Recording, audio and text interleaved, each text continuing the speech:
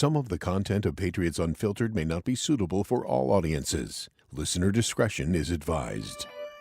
The world's original podcast. Welcome to Patriots Unfiltered. At least it's not snow for us. Yeah. You know. Well, hail, and that's pretty close. Yeah. Couldn't even take the dog out this morning. Uh-oh. Woof. Phones are still down. Matt sprung on me today. I need another new piece of equipment to make it work. Is it a telephone? The AVP and Ben McAdoo part frightens the crap out of me. But I'm not willing to point at that and say, see, it's not going to work. I didn't say that. No. You just put words in my mouth that I didn't say. Yeah.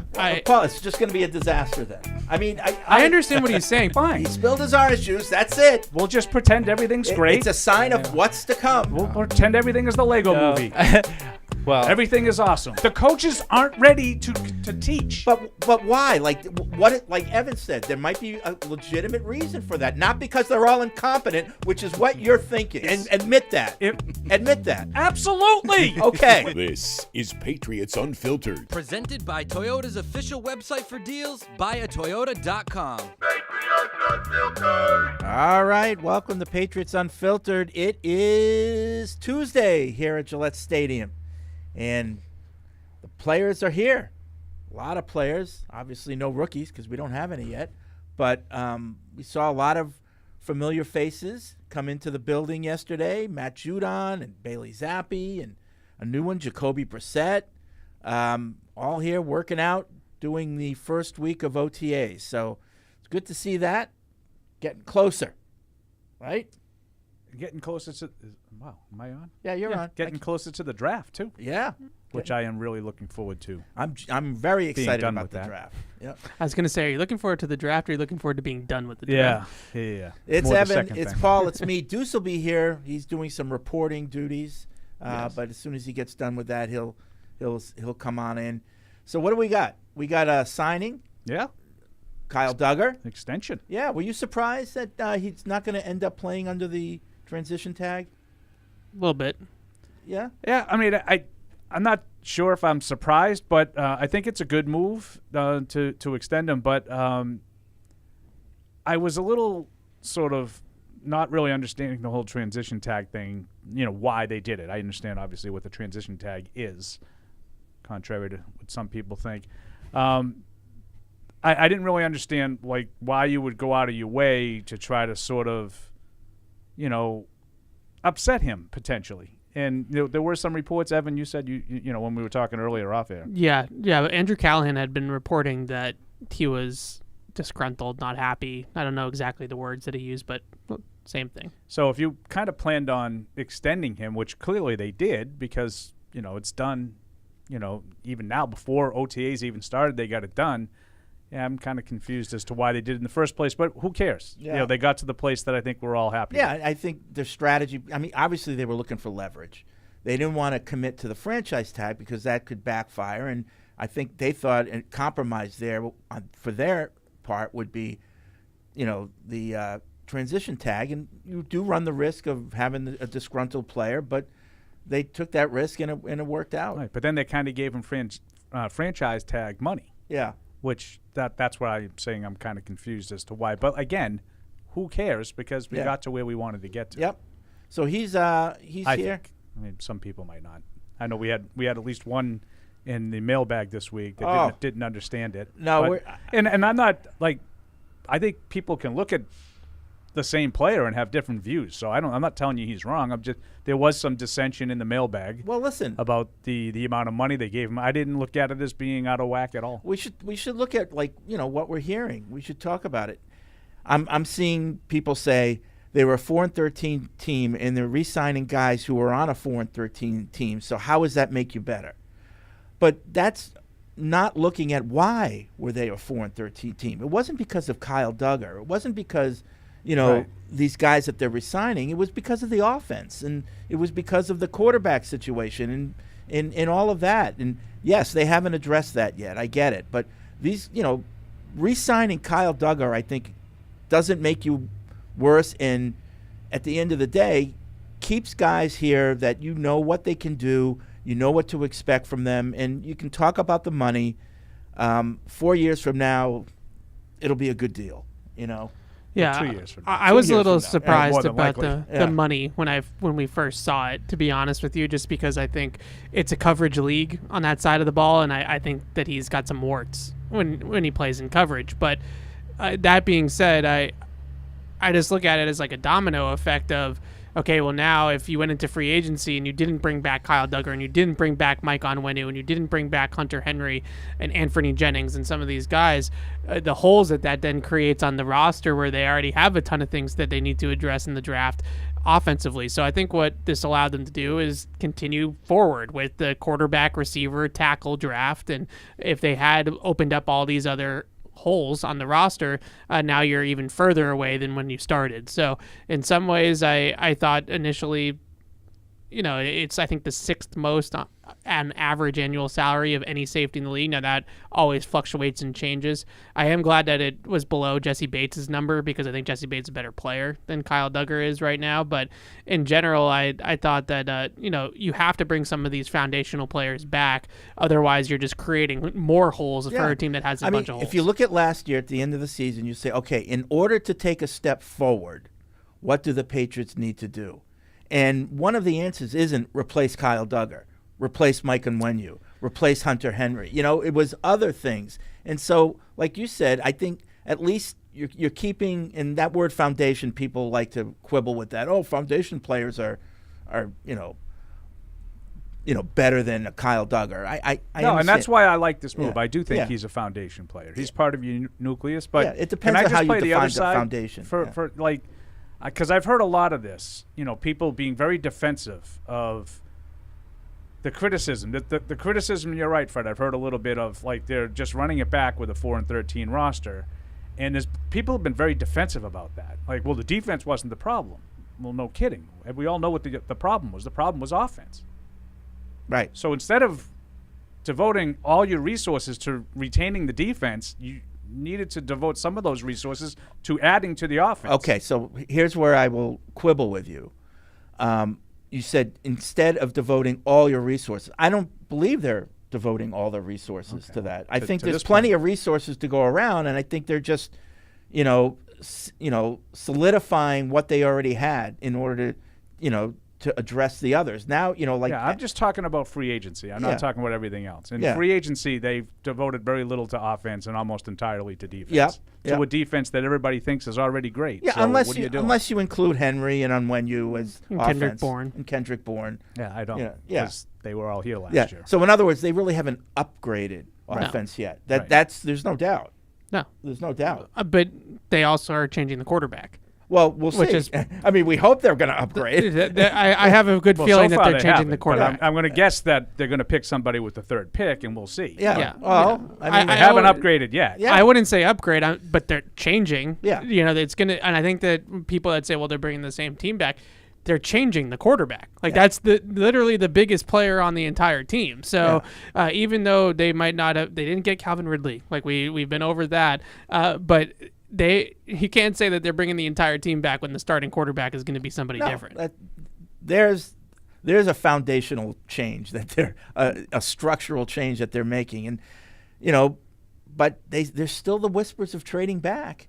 And if that happens, could we be seeing a season with Jacoby Brissett? Possibly. Well, I think you have a good chance of seeing a season with Jacoby Brissett regardless. Even if you pick at the third. Yeah. Now, I would hope it's not the whole season. I would hope that after, month and a half, they integrate whoever they pick, assuming they pick somebody with the third pick. Yeah. The other thing I'm hearing a lot is, I call them the Bill bots. These are the people who are, livid that they got rid of him and look at any little thing they can do to defend him, which is fine. But now it's, they're signing all these guys that Bill drafted. I guess he wasn't that bad a drafter after all, And so they did draft they did re-sign 4 guys from the 2020 draft class, which I still don't think was an overly strong class. Yeah. Well, I mean, maybe it was a little better than we thought. Why? Because they re-signed them all? Yeah, because they think that. But so if they let them all go, it would be a bad draft, but they re-signed them all, so it's a good draft? Well, that's what we've been saying over the years is if you don't re-sign, how many of the people that they draft end up getting a second contract? No, I understand that, but like when you draft a guy and he's good, and he plays well for you, and then you retain him like Shaq Mason, Yeah. he doesn't then become a bad pick when you trade him. No. Well, Like it depends. That was a good pick. Yeah, it depends Joe on the Tooney was a good pick. Yeah, it depends on the person, but you're right. You know, it one doesn't have to mean the other. But there have been a lot of guys that just weren't worthy over the years of a second contract. Well, that's not. I mean, that's what they did. Like, Yeah. see, I that's why I think the draft and what you develop. I think the develop part is where Bill has really slipped. Yeah. Now he's had some bad draft picks too, and Oh, Evan, yeah. Evan will rattle them off for Sure, you because sure. we're lockstep on them. But he's you know. also had good ones, and that's what I've the Cole argued. Strangers of the world. And that's where you've come in, Paul. You know, labeling him a very good drafter. Well, and I get a lot of crap. I for know that. you do. I think he was I know a you very do. good drafter for For a long time. 15 No, of the 20 but- years that he correct. was But here. Correct. I've also said over the lately, year- I've had a hard time. Yeah, I mean, he's had some misses for sure, but like we have this team under a microscope. I think if we put every team under the same microscope, we find that a lot of the front offices have iffy drafts and streaks where they don't do well, and other where they do exceptionally well, and finding diamonds in the rough. You know, it's like I think he wasn't as bad as people thought. Oh, no, in he drafting. was. The I last think there couple was, years. There was a handful of drafts that he was every bit. as bad as 2019 draft is abysmal. Yeah. The 2022 draft, abysmal. 21's not great. 21 in hindsight, now it's Ramondre's here too, so it's Barmore Yeah. and Ramondre. Yeah. But I think that the biggest thing was just the offensive side of the ball. Yeah. They just completely have been terrible at drafting on that side of the ball for probably like a decade now, really, when you go all the way back. I mean, even the 18 draft, Sony Michel did what he did his rookie year, then what? And then, Isaiah Wynn, your two first round picks in 2018. Yeah, good point. So I just, that's all it is. He drafted defense well until the end. I mean, Christian Gonzalez was under his regime, and it's a great pick. He drafted defense well till the end, but offensively, they completely lost touch of how to draft talent on that side of the ball. Why do you think that is? I don't know. Honestly. It's a great question. I don't know either. I would say I thought he got, like last year in particular, I think he was stubborn. And, we have to draft offense, well, we'll see about that. So don't put me in the category of the Bill bots. Right. Bill Bose. I like Bill Bose better. Where, you can get in trouble with that one if you don't be careful. I think that he had some bad draft picks, and I think they made some bad decisions. And, it's like if you go back to those offensive line, like those kinds of things that when you do it have ripple effect repercussions.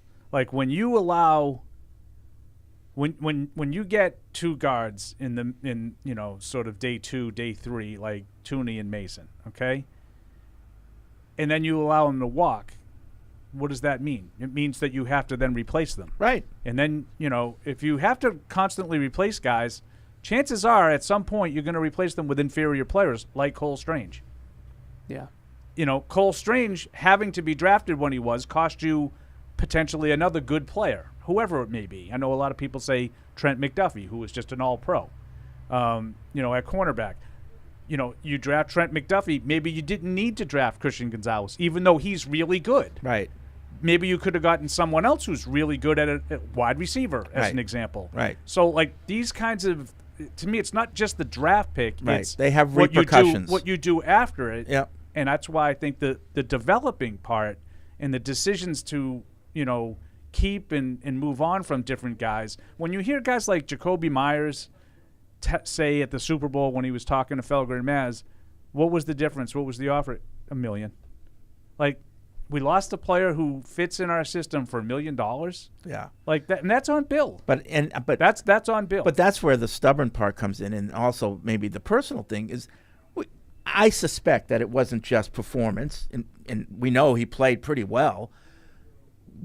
He spoke out on at least a couple occasions the time before. He wasn't always, in line with the bullet points, and I think that had to do a lot with it. Yeah. You know? Well, Paul, you were just spitting about the draft, though. Like, that's what I've been saying for this But whole that's- time. Like everybody is just it's looks the at this, domino well, this effect. this one's good. Sony Right. Michel, but like you have to think about what happens as a result of all of the moves. Right. They, Bill always used to tell us it's all part of a mosaic. Yeah, It's all what all the fits in. cumulative effect. Sure. Because what happens is, if you look back at the 2020 draft, who they've signed 4 players from the 2020 draft, Bill drafted their replacements last year. So Bill wasn't going to pay Kyle Duggar. He was going to let Marty Mapu play the Kyle Duggar role. He wasn't going to pay Onwenu. He was going to let Sidy Sow play that role, play right guard for this team. And that's a great point. And that's what That is a great That's point. another thing I was thinking when I was seeing all this commentary is, okay, they are signing these guys that Bill drafted, but probably Bill wouldn't have done that. Yeah. I think he would have drafted. I think he would have signed Onwenu. Yeah. But Okay. I think that I do think that the Marty Mapu that's a really good point.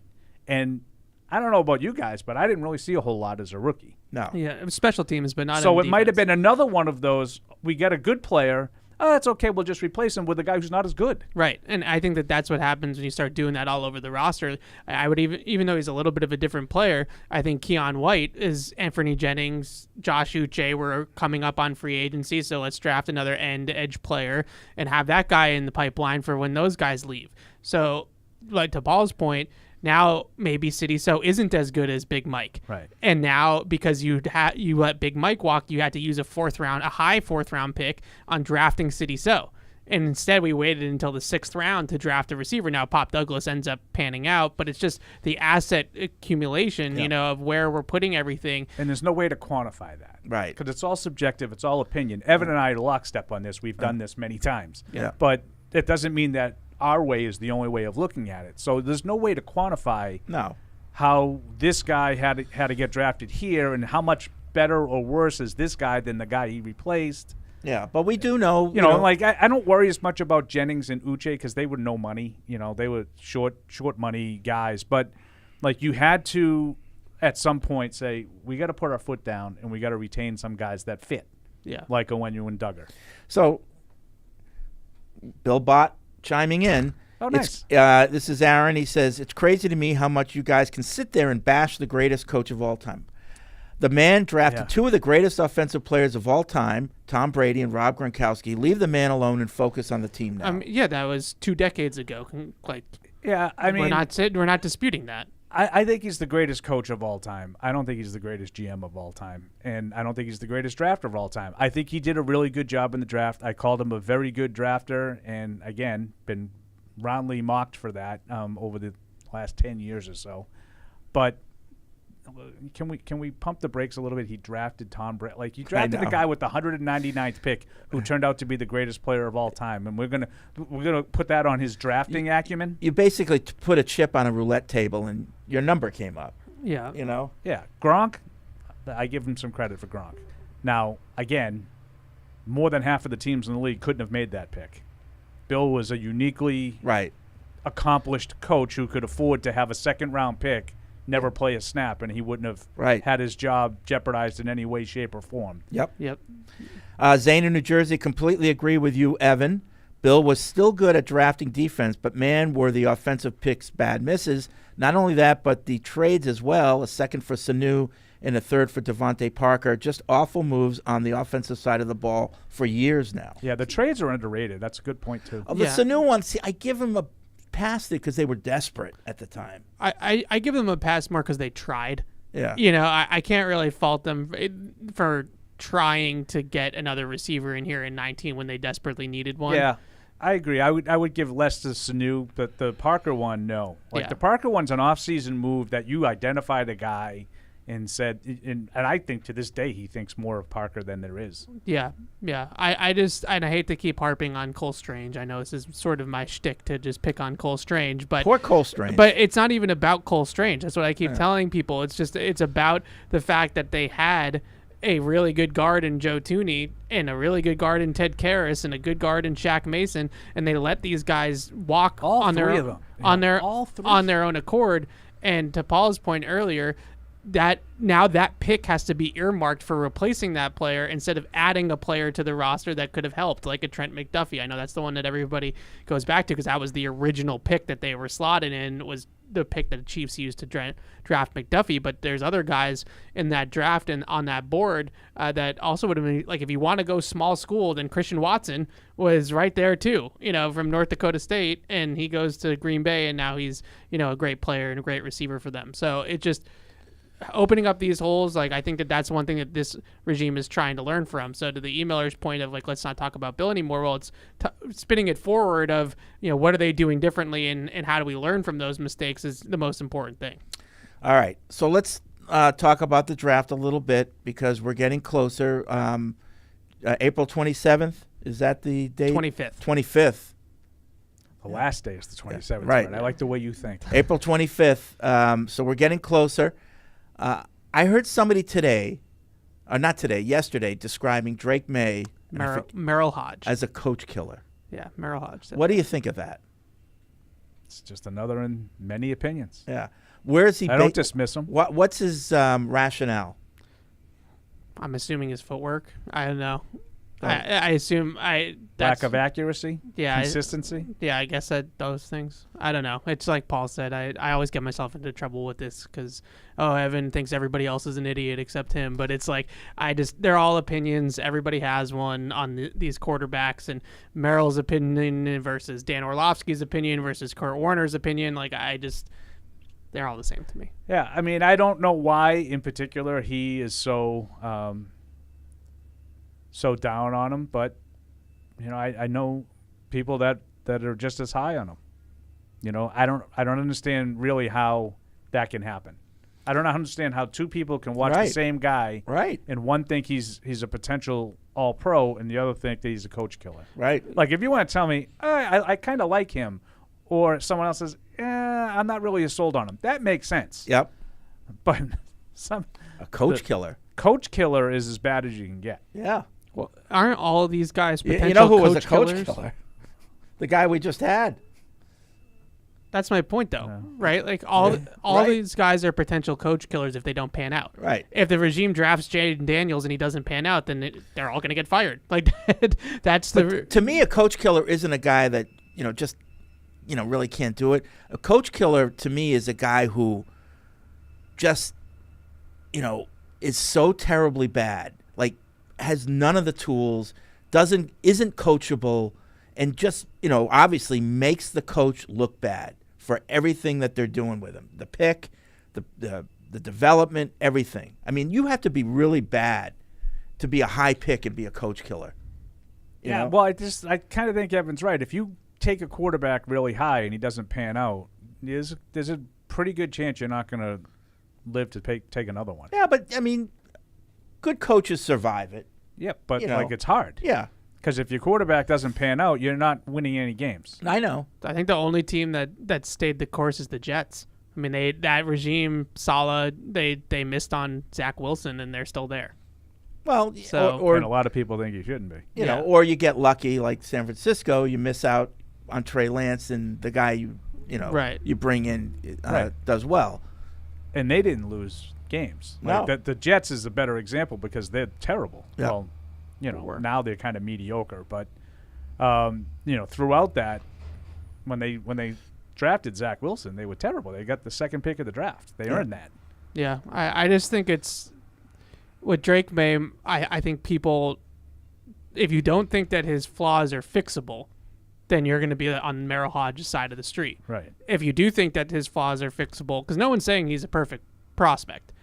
So if you're definitely not. If you think his flaws are fixable, like I do, then you see all the other things that he checks off, in terms of arm talent and mobility and size and all these other things that are not necessarily coachable. You're either 6'4" or you're not 6'4", right?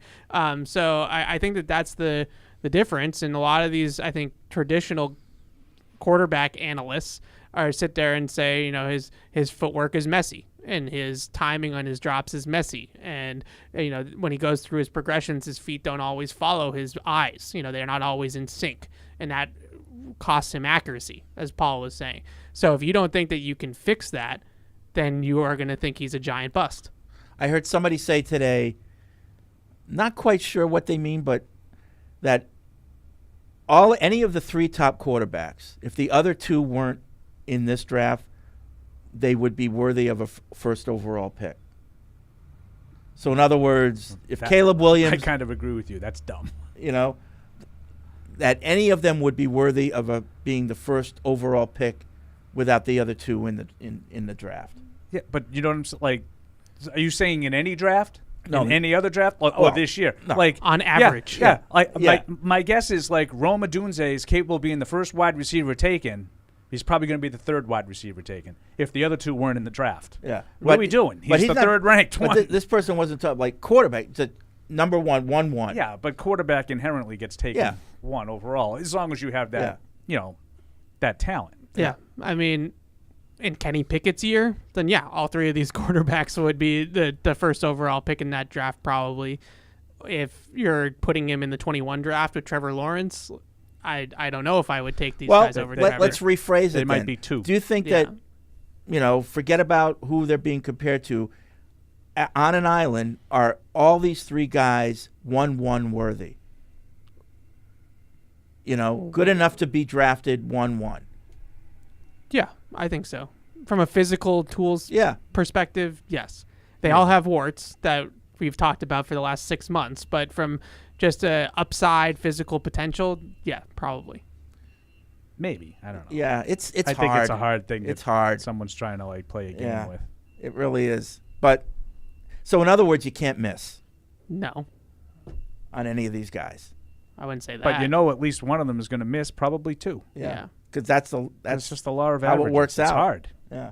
Unless we're in one of those freaky drafts. What was the John Elway draft, right? Yeah, Marino, 80, Elway. Yeah, the 83 draft had 3. They had 6 first-round quarterbacks, and 3 of them are in the Hall of Fame. Yep. There we go. Elway, Marino, and Kelly. All 3 are going to the Hall of Fame. That's what Paul just said. And they weren't drafted 1, 2, 3. No. No. Elway was 1. Yeah. But Marino went 27. Yep. Well, because of the What's that? Smear campaign. Yeah, they just before the draft, they were talking about his marijuana use. That was big in those days. You couldn't do that. Now this is the time of year. Now, if you don't do it, it's like, what's wrong with you? What's the matter with you? Yeah, we saw it with Tavondre Sweat. He got the DWI late last week. Oh, and, this is the time of year where you hold your breath and you just don't want to see anybody make a dumb decision. People say, "Well, should that make it different?" I think that should. I mean, Absolutely. Come on, man, you're so close. Keep it together for a few more weeks. Yeah, with him too, I guess there were concerns about his partying and his off-the-field behavior in that respect. And then all the more. Teams were asking him about that during the visits and stuff like that. And Judgment. He said it was all behind him, and then 2 days later he's in handcuffs. So that tells you, not only that, he's 360 pounds. So for him to be getting pulled over for DWI, I mean, that must have been quite the night. So Ron in Conway, New Hampshire, you guys are spot on today. I've said for years that Bill could draft defensive players very well, but his offensive players were suspect. Bill is and has always been very stubborn, and it seems always that his opinion was the only one that mattered. I can't understand why Kraft could allow that. Bill is the greatest coach ever, but as a GM, he will be looked at as far as a drafter of offense as less than average and will be judged by draftees like Harry and Strange. I'm hoping the new regime will fix things. I'm excited for the draft and to see who will take. Lastly, you're all right, too. Bill always drafted replacements because he never wanted to pay a big contract to a player. Does Lawyer Malloy sound familiar? Anyway, have a good day, guys. Love the show. And, Fred, if my autocorrect on my phone makes any errors, my apologies for my grammar. No, you did pretty well, Ron. Yeah, I mean, I don't want to get into Lawyer Malloy, they had an offer for him. They were willing to re-sign him. It's just, they just couldn't get it done. Take a pay cut. Yeah. Yeah, there's no doubt that the picks on offense were not good for the last, honestly, almost decade of Bill's tenure here. I mean, you have to go all the way back to probably Gronk and Hernandez to go to the last time that they, other than linemen, Tooney, Mason, like those guys. But when you talk about skill players, the last good Belichick skill player draft pick, Jacoby was decent, but he's a UDFA, is probably Gronk and Hernandez. I mean, that's going back a decade. Yeah. Yeah. Floyd in Redford, Michigan, he says, can we stop the Drake May trashing? I'm not even a Drake May fan, but stop trashing the guy. Conspiracy theory. I believe the Minnesota Vikings are trying to get Drake May to fall to them by trashing him. I could be wrong, but wasn't Merrill Hodge on a Minneapolis radio station when he said drafting Drake May will get you fired? Minneapolis? Didn't this dude say Caleb Williams wasn't a first rounder? Why are so many repeating his comments? Aren't many falling for the okey doke? Rumors over facts. Well, could be a conspiracy theory, you know. But couldn't it be a conspiracy theory like that, say, Tim Hasselbeck loves Drake May? Yep.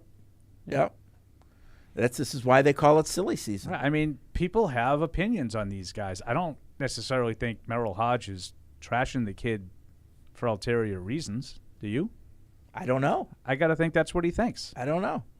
Alex says if Hodge thinks Drake May is a coach killer, then he must have seen Mac being a coach killer before everyone else. Mac is way worse of a quarterback than Drake May.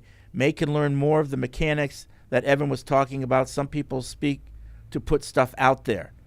Besides, I hate this part of it too. Like, everybody who says things that are mean to us is just doing it to hurt us. Like, again, just take everybody's opinion, weigh it, make your own call. Yeah. I like Drake May. I've liked him from the start. I haven't jumped on the Drake May bandwagon. I don't really. Paul discovered Drake May. I didn't say that. That's ridiculous. But I just don't understand why we can't just look at people's analysis and say, oh, well, he agrees with me. Yeah. Oh, well, he disagrees with me. And why the guy who disagrees with you has to be lying or, underhanded, doesn't have the facts. I don't get that. Why do we do that? Gotta stick to your guns with these things. Besides the draft talk, Fred, nice shirt with the House of Dragon logo. What are you most excited about for the summer? I think the weather. I think he's talking about House of Dragons coming out. Oh, is it? June 16th. I will not be watching. Oh, no. Why is that? Not a fan? I'm done with that whole thing. I'm done with that. Yeah, Why? I'm surprised. You're into that. I was, but now enough. I have to recommend Three Body Problem by the Game of Thrones showrunners on Netflix. Oh. 3 Body Problem. There you go. 8-episode season, excellent. What's it about? Alien invasion. Okay. They're nerds. That's for sure. I mean, it takes one to know one. So those See, guys they only do I those would types watch of that. shows. I haven't watched that. I feel like no disrespect to what the prequels of Game of Thrones are, but I feel I've had enough of that. Now I want to see new stuff. I'm surprised. That's fair. Yeah. I liked the first season, but it was a long time ago now, it feels like. So I don't really remember what happened. Yeah. So that's going to be, I mean, I'm sure they'll do a they'll nice have recap. But Be like a 15-minute intro. Niece married the uncle. yeah. I was mean, the look, season. if it wouldn't be Game of Thrones lore if there wasn't some weird back stuff then, in there. that was okay. You watch The Bear at all? No. The Bear's fantastic. No. So I thought it was really slow, and then in the middle of the second season, I was like, wow, this is really good. Really, really good show. Okay. Destiny in Maryland. If the Patriots selected Ladd McConkey at 34 That's Fred's guy. for whatever reason, what would you expect the wide receiver configurations to be? Would Bourne become our X with Ladd playing Z and Pop in the slot? How would KJ Osborne be mixed in then?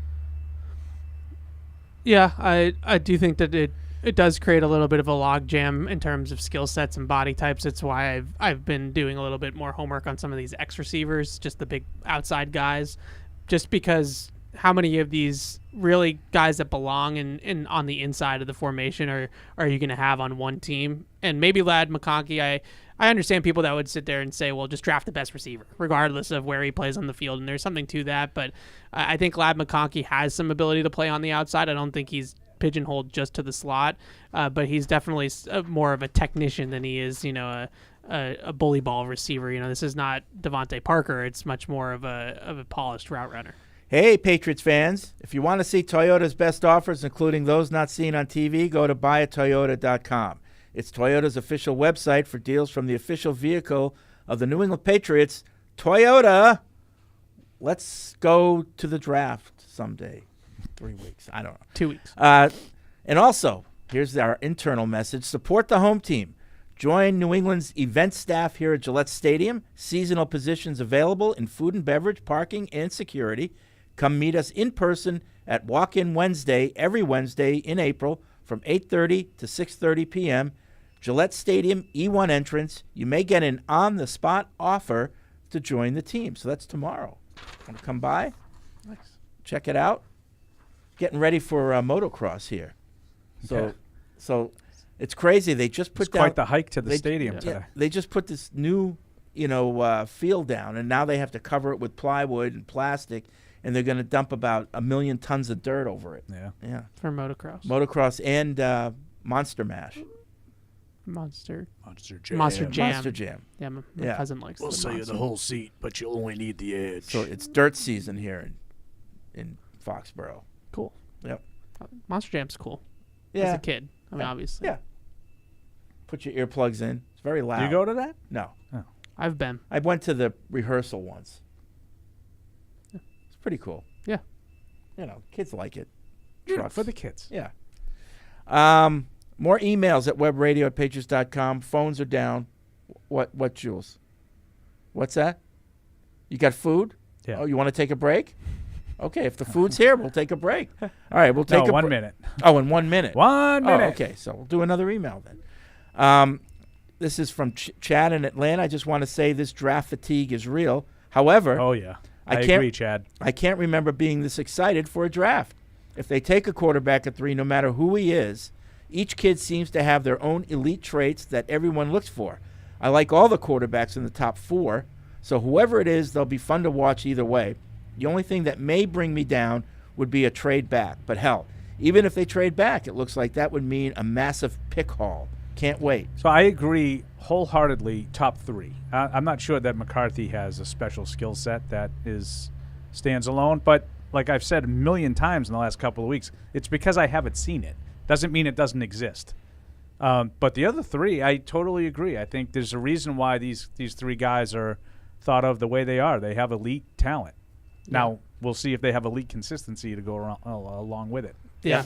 Yeah, Jaden Daniels, as I dig into, I'm going to be writing some film reviews for the site on all 3 guys just to talk about them a little bit more in depth. And the more that I look into Jaden Daniels, some of the things about him as a passer are a little bit concerning. Just a lot of overlap with some of his warts with Justin Fields in terms of timing, anticipation, taking a lot of sacks, getting the ball out on time and in rhythm, that are a little bit concerning.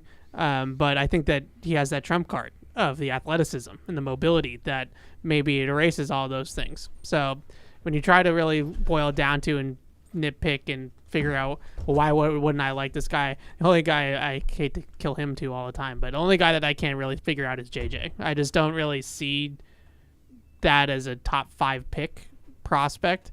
Not saying he's not going to be a capable quarterback at the next level, but I definitely put him closer to like the Mac Jones side of things than a Josh Allen or a Justin Herbert or one of these. But great like Paul, it's quarterbacks. not that we've seen him not do things. It's just we haven't seen him do things, and so it's hard to judge. Yeah, It's I mean, hard to a lot of judge. the That's exactly what I said. I know. I just said as Paul said. Yeah, I'm there's sorry. some I thought truth you to said that. like No. to No, offer a counter. I'm just repeating what you said. There's some Yeah. truth to that, but I think with people that are obsessed with this stuff like me, I've watched a lot of JJ McCarthy throws. Like, it's not so. Yes, you have to watch more games to get to the same number of throws. You try to watch a certain number of throws of each guy. And Drake May, it might take 5 games, and JJ McCarthy, it might take the whole season. It's like he threw something like 180 fewer passes. Yeah.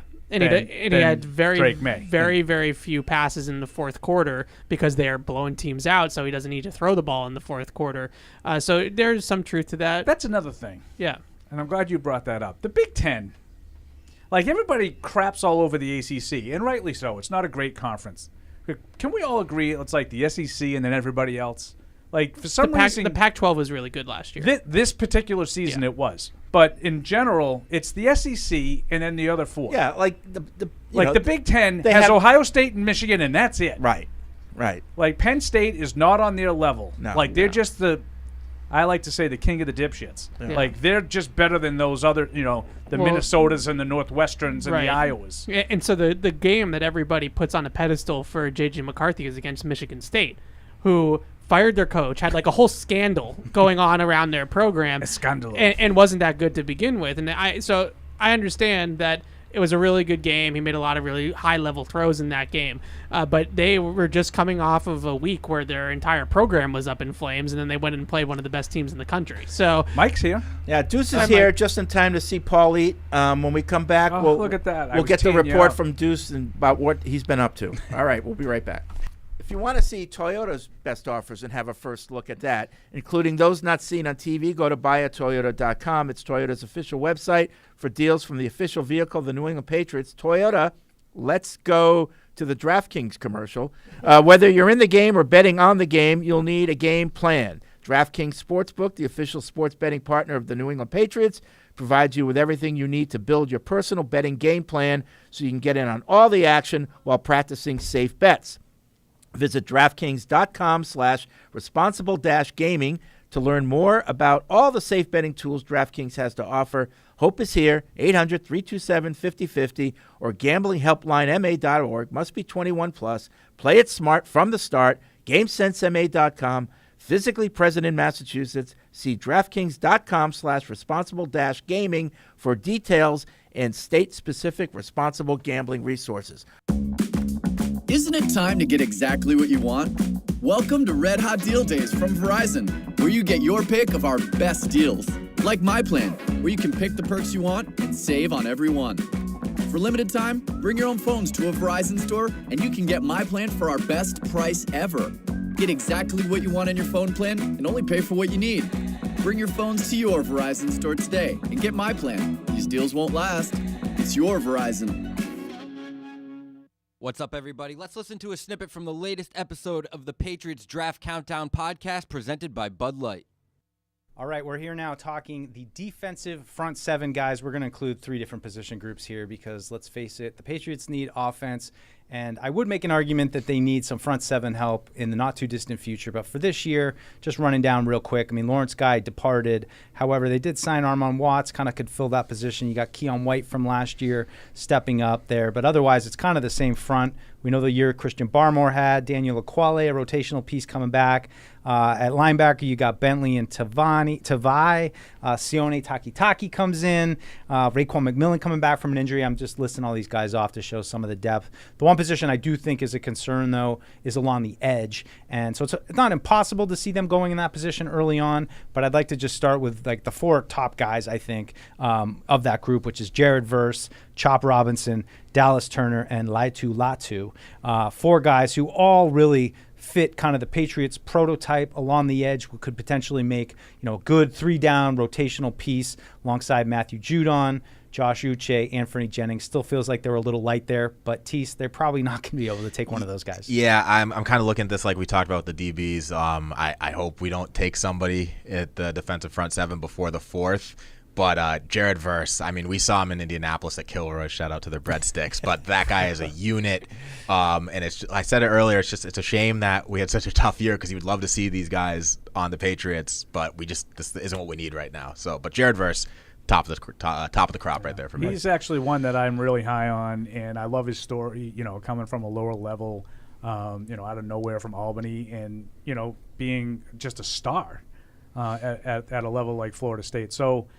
I agree with Tease. Really like the player. Don't really see much of a chance of the Patriots being in position. Now, maybe if you're talking about trading down and some of the dominoes that you kind of traded down with an eye on don't fall into place, I think that's a guy that he screened Patriot when you watch him. But, I think very, very little to no chance. Yeah, I felt like Dallas Turner, too, Alabama guy. I mean, another one that would easily fit. Latu, guys who have good stories. I mean, it seemed like his career was going to end. The neck injury, comes back, very athletic, very long. Latu is one of my favorite guys because I don't watch a ton of games, but I'm watching a UCLA game, and this guy Latu I think it might have been against USC, and he made a couple of plays like back to back. I'm like, I'm going to keep that guy in mind. Yeah. And like 2 minutes later, the guy goes, well, he's going to be a top 15 pick. That's why. And I'm like, nothing gets by Paul. He's your prototypical edge rusher. I mean, 13 sacks on the season, just absolutely dominated this year at UCLA, and I mean, not afraid to catch the football. 2 interceptions on the season as well. But he's a guy that is going to set the edge when you need him to. Same with Jared Verse. Like, easily, in my opinion, the 2 top guys in that draft Yeah. that you could select from. That's what they need. Like, I think it's an underrated need, and that's why, like, if it were to happen early, I wouldn't totally hate it. The other guy I'll just mention is Darius Robinson from Mizzou. Watched him during Senior Bowl practices. I mean, he's a handful. I mean, wherever he lines up, he can play a number of different spots. Yeah. I don't know if he's going to make it out of the first round, but he's another one who maybe not quite in that upper tier, but if he were to slip, I could maybe consider it there in the second round. Yeah, no, he's great, honestly. Always in the backfield, just always. Just his presence is felt. And 14 tackle for loss on the season, led the team. So it's a great number. So, just before we move on from the edge guys, I'm curious what you think in terms of the style of edge player. If the Patriots, again, I think we all agree, we're talking day 3. Yep. Yeah. Because I think the needs are there. But would you want a bigger edge guy, maybe Anthony Jennings, physical edge setter, or would you want maybe a smaller 250? Pass rusher. Great question, Paul. I mean, I love that you kind of set me up because I have, 2 later round options I think that cover kind of both those options. Nelson Caesar is one who's kind of been on my radar for a little bit. He's kind of more that prototypical, has the power, was a captain, but, more like kind of the edge setter type, maybe needs some work on the pass rush, just a little bit more Jennings than Uche. But then Jalen Harrell from Michigan, I mean, everybody watched Michigan's defense this year. He's another one who, kind of reminds me of Uche a little bit. Maybe not quite so specific to being a pass rusher, a designated pass rusher like Uche is with his, Uche's speed around the edge. But I just was really impressed with kind of Harrell's athleticism. He's kind of shifty. He can kind of beat guys and make guys miss. If you're taking an edge rusher, I want to get after the quarterback. That's what I like. Muhammad Kamara, Colorado State. I don't know if you guys watched the one Colorado game everybody watched, Colorado State versus Colorado, but he's a beast. Just gets back there, very violent and aggressive off the line. He had 30.5 career sacks, 5 forced fumbles, 45.5 tackles for loss, and that's kind of what I want there. And I think if you're taking an edge rusher as the Patriots, we have Judon, Anthony Jennings, Uche, so you're really going to develop and then hope they hit their stride next. So you don't really need a day 1 starter. So that's my thought there. Mm-hmm. Yeah, I think the Patriots retaining Uche shows that they feel they have a little bit more in him, especially at that edge role. Obviously fell off a little bit this season, but I think they're expecting him to get back to where he was in 2022. I think that's a huge step that he'll need to take heading into this season to really see if he's worth what the Patriots are looking for. Judon stays healthy. I was going to say, I know you want to talk about the big guys inside, Mike. That's your specialty. But one thing to keep in mind for this discussion is Judon, specifically because last year of his deal, I do think, I'm not telling you he's getting traded tomorrow, but it wouldn't you never know what's going to happen. It wouldn't be overly surprising to me. And then all of a sudden you pick up maybe a 2nd or 3rd round pick and you replace him with a young pass rusher. Yeah. Like that wouldn't be out of the realm of possibility. I'd throw Chris Braswell from another guy at the Senior Bowl, similar kind of thing, but more of a pass rusher. Another but Bama guy. I love those Bama guys, and I mean that's but I think just to go back to your question, Paul, I mean I really think they really need to find a 3-down guy. I mean I don't think you want to go into the season thinking like, oh God, Jennings out there first, 2nd down, get him off, Uche's in. Like it's just you'd love to find a 3-down guy that can kind of do it all, and maybe you draft somebody this year like that, not like a Caesar that you can kind of develop and allow him to grow into that. But before we get down into the the big guys inside, I just wanted to highlight Peyton Wilson from NC State, who he ran a 4.43 at the combine, which is like, he's like 6'2", 240. I mean, absolutely flying. Just a lot of injury concerns with him. I think the Patriots are probably mostly set inside right now, but he's one guy, if you wanted to kind of evolve a little bit, add a little bit more speed on the second level, again, probably going to go too high from when they're going to take him if they believe he can stay healthy, but could fit. I got another guy, which might be the Pats' sweet spot, kind of maybe 4th round, Cedric Gray from UNC, bit of an outside linebacker, also play him on the edge, but that he kind of is like a Jennings to me, like, develop him. If it works out, great. If not, you give him some time. So that's a guy I'd look out for. Also, UNC, Drake May. They might know each other. They could roommates. Maybe you can throw it to him. Wait, that doesn't work. Chris, you got any off the ball linebacker types, or should we move on to the defensive IDLs, as we like to call them? I have a couple of the DLs in there. Yeah. All right. Well, tee us up with the biggest of them all. I'll tee us up. All right, Braden Fisk. out of Florida State. I mean, just an absolute dog. We were watching him at the combine. Just our mouths just fell to the floor when we saw his speed and that 40-yard dash of his. But he's a guy, 43 tackles, a true run stuffer, but also can get to the quarterback. He's quick. If he gets his hands inside you, it's game over. You lost that battle. So, aggressive. Yeah. I forget what the word I wrote, but he's a dog. Like, you just tell he's going to come in. He's going to play hard. But I thought you were going to go with Tavondre Sweat. Oh, I love Sweat. I love him. Who's a just big a boy. That is a big dog. That's a big dude who can He's a move good in the player. Senior Bowl. just a big guy Made who a lot of plays in the playoffs. He ran a game, too. 5.2 or something, which a guy that size is absurd. That's like So, mass equals force times acceleration. I'm like, oh my god. When someone accidentally threw away the school play costumes, Oh no. replacements were shipped with FedEx. And with picture proof of delivery, everyone could focus on the perfect opening night. FedEx, where now meets next. For residential delivery only. And now, great moments in history. It only gets better, Juice. Yeah, it only gets better. You're so optimistic. I'm trying to be. Everyone else is all doom and gloom all the time. Somebody's got to prop You just you have up. to say the words. You don't have to believe them. Well, I think Eric people, said he I hasn't don't- gotten bored yet. For I me, haven't. I'm never bored, ever. There's I'm always not a million bored. things I'm to not do. bored. Are you working on another book? There we go. No. No? I just don't understand how people can be bored. There's a million things in life to do. You cannot be bored. You have to be one of the most boring people on earth to be bored. wow. Wow. I don't I really guess find I'm there pretty being boring. a million things to do just in my house. Yeah. Don't tell my 7-year-old because that's all I hear. I'm bored. Especially if you own a house. There's never a shortage of things to do if you own your own house. That's true. If you've got the willingness Or the ability. or the ability. Because there's 9,000 things I could fix around my house, but I don't dare do any of them because they'll just need to be fixed again when I'm done fixing them. Are you a good man with your hands? I'm sure he's the best. I'm sure he's the best. Come give me a massage. That's another great moment from Easy to drink, easy to enjoy. Bud Light, the official beer sponsor of the New England Patriots. That's the one. Yeah. Well, here's another one. No. Are you doing a little spring cleaning? Yeah. No. Bob's Discount Furniture can help. Shop storage pack styles like super comfy sectionals with built-in storage, party-ready dining cabinets, and storage seating, and best-selling beds with built-in drawers. All at Bob's everyday low prices. Spring into the new season at your nearest Bob's Discount Furniture, the official furniture store of the New England Patriots. So there you go. There you go. You know. The Eric never being bored drop there. Yeah, I missed a lot of opportunities. That's in an that one. all-timer. Yeah. I'm listening back in that. I missed a few. Like you've never not had anything to do.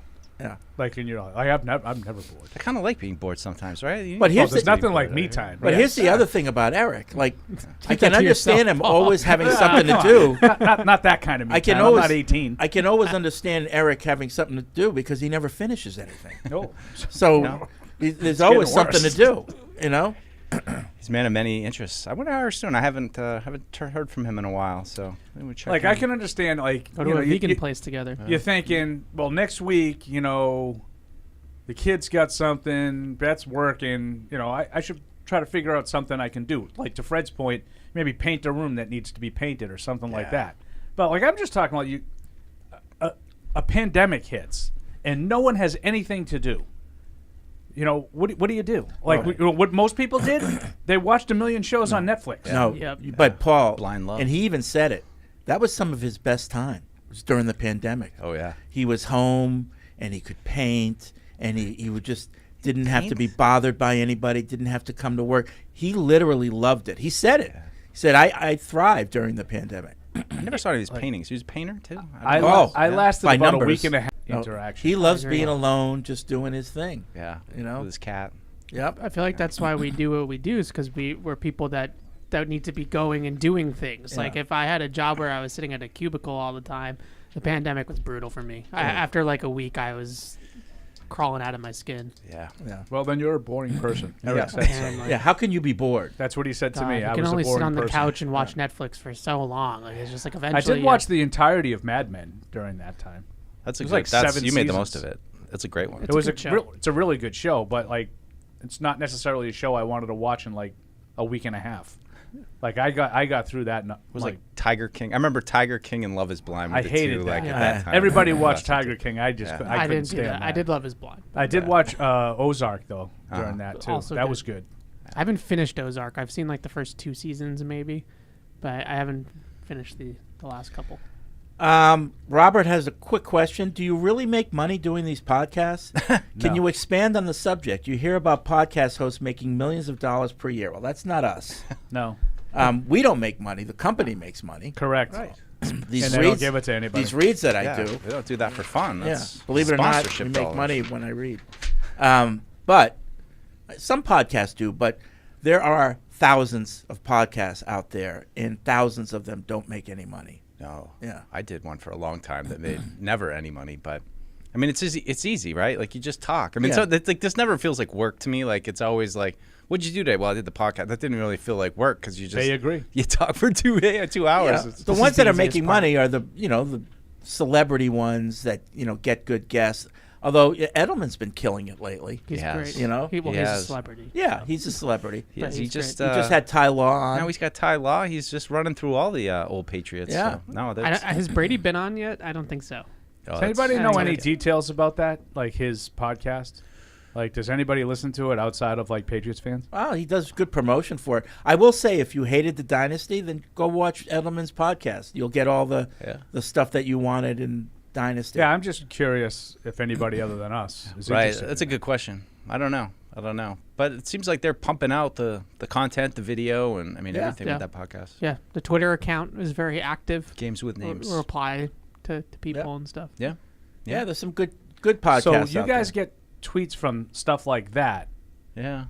And I don't get any of that, and I get all this other stuff that I don't subscribe I'm to. so sorry. Your algorithm. Like, does I have not I have a problem. Well, I'm sure it's a no, me. no. I'm Hold sure on. it's a me problem. On the Twitter, there's 2 tabs. Do you do the for Yeah. you or following? Both. Yeah. You do both. Yeah. Just You go stick back with the and forth. following. Just stick with the following, and then follow more people.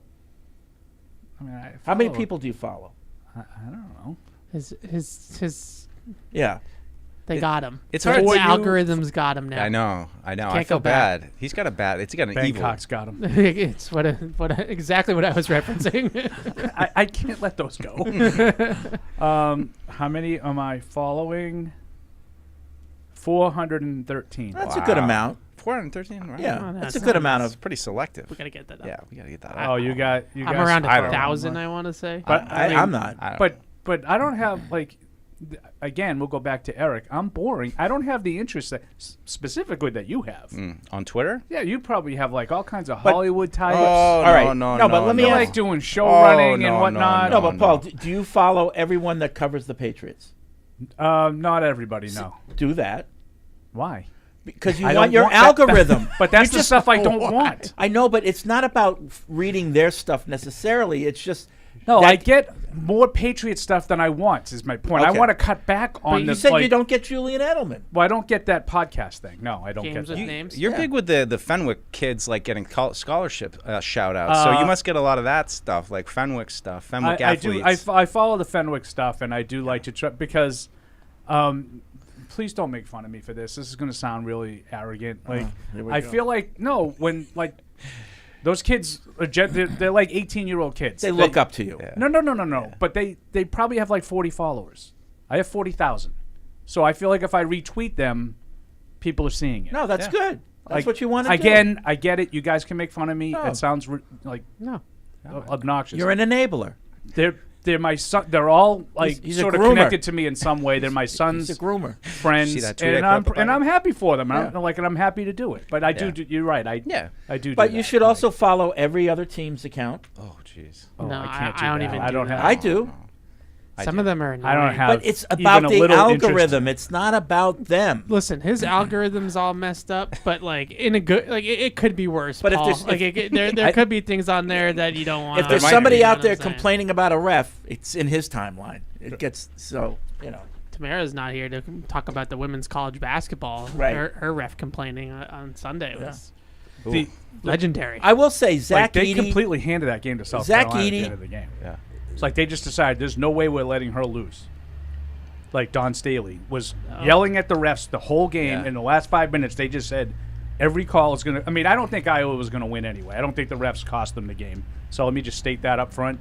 But the last 5 minutes of that game, they just said, there's no way we're letting South Carolina lose. Yeah. Who's that? Was that Cardoso, that girl? She's man, good. she was tough. She's tough inside. I watched the whole game. I was proud of myself. I felt like I evolved. By the way, last night, Zach Edey's good, but he gets away with murder. Oh, he gets away with murder. They only got to the final because he gets away with murder. Yeah, he's. That's the part I think that annoys me about college basketball, which I do like it, but if you have a guy that's that big, there's just only a select few of teams that have a guy that can match that guy in the post. Right. So you can get all the way to the championship game just because you have a 7'2" guy, and these other. And they finally played a team with a 7'2" guy. Right. And got blown off the court. Exactly. And he got his. I mean, he had a lot of points. Yeah, I think he had 37. I heard. Yeah, he had and a I was lot like, of points. I did not see. Watching the game, it did not feel like he scored 37 points. Like the very beginning of the game, he was really good. And I kept saying, I was watching the game with Beth, and I said, he's playing him perfectly. You don't need to double. You don't need to do anything. Make him take 5-foot jump hooks. He won't make enough of them. And then he missed like 8 shots in a row. And that's when UConn sort of took control, the end of the first half. And I didn't watch much of the second half. Evidently, cruise control. It was a blowout the whole second half. I did say it was. I think there was 18 when I fell asleep. And my guess is Edey scored all their points. He did. Yeah. He scored half, I think, at least. I think he scored 37. The rest of the team scored 23. Yeah. It's too bad. So I just think the 9:20 start time is horrible. Oh, that was like ridiculous. that's Like, what are we doing? Mike, you know how much it means. Like, I take 2 days off every year. Yeah. I don't watch the final because I can't. I'll be a zombie, and I won't be able to do it right. Dan in Virginia and Michigan, you're right again, Fred. Enough with the mining every intellectual property and fiction down to the mantle. I'm a huge Star Wars fan, but I don't need the backstory of every single character. This is where I disagree. I love what they've been doing, especially if you're going to make them all related to each other. Who exactly was beating the drum for the prehistory of Perry Mason, a TV character that was already old when I was young? Small surprise that the prequel to The Omen is tanking. The only backstory or prequel that anyone is waiting for is Growing Up Perillo. When is that coming out, Paul? I presume that the reason we haven't seen anything yet is that Paul has decided to skip the book and has gone straight to shopping it around to the studios. Got some interested buyers. Deuce, for some context, we were talking Yeah, about what- House of the Dragon coming back in June. I and- saw Fred's Targaryen shirt. Well, Fred says he's out. You're out? Yeah, I'm not interested. I was kind of lukewarm on it, to be honest. Suck it up to the boss. Yeah. No, I mean, I liked Game of Thrones, but Yeah. I'm not really all Well, that. I love Game of Thrones, but I'm done. It's good. Yeah.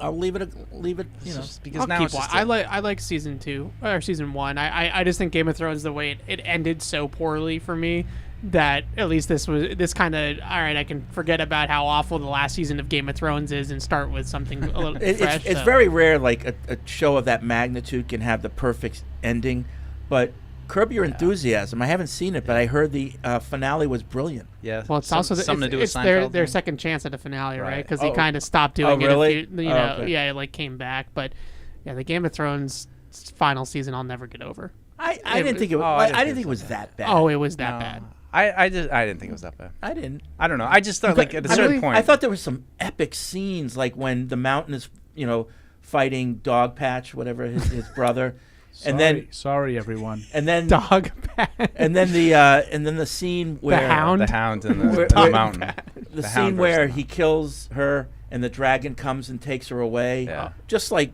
this. The corniest crap I've ever seen. Epic scene. Oh, come on. That was great. Were you mad that Daenerys had to turn to the bad side? Absolutely. Yeah. I mean, well, power corrupts. Okay, but first of all, you start watching the show, and let's be honest, one of the attractions to the show early on is her, Oh, right? sure. So you're sitting there and you're watching Very red-blooded man, and you're watching the show, and you start to get into all the other characters and storylines, but the first thing that draws you as a guy is like, okay, who's this blonde chick, right? I like the zombies personally. Oh God, yeah, sure you did. And so we're watching the show, and then her turn is. I get that they tried to make it methodical, but it was the last season was so rushed because of the situation with the writers and stuff like that it just all of a sudden she's just committing genocide and just burning a city to the ground, and you're just like, where did this come from? Like, this is unbelievable. You sound like when they pick Cole Strange a little bit. Yeah, it was like that. It was like that. I'm gonna try to remain professional here. I mean, to me, it was like, all her life she knew she was getting shortchanged, and that's putting it mildly in her head. And when she finally had it, she's like, I'm going to get even with everyone. I am going to be, by killing 1 million people. Yeah, everyone is going to bend their knee to me. Gotta cut corners. Finally, that's it. And she just got drunk with power. Awful. Yeah. Awful ending. This is like me listening to basketball, Paul. Anyway, that's your Game of Thrones. What pod. happened in the final? Who was this guy? Yeah, I wasn't as distraught as a lot of people. It's a show. Yeah. It's fine. Nolan in California, I wanted to play a little draft game. We have heard all the possible players, but for this game, for each possible pick, predict what number they would wear and their nickname. Oh, jeez. Drake May. 10. Yeah, 10. 10. What's his nickname? Mayday. Mayday? It's got to be May. That's not good. That What? means like you're in trouble. Yeah, Mayday the opponent's in the trouble. Drake. When your ship is sinking, you say Mayday. Your opponent's in trouble. Okay. The Drake. The Drake? The Drake. I love the Drake. Yeah. I don't know. You can't give a guy a nickname. It's got to be the Mayflower. He sails those throws in. So, Not the Force? the Mayflower is a good one. May the because, Force be with you? It's Call him the Force? it's regional, right? Like if we had him like come in on a ship that was like supposed to be the Mayflower. The Mayflower? It's good. It's Yeah. creative. Okay. All right. J.J. McCarthy, number and nickname. Ooh.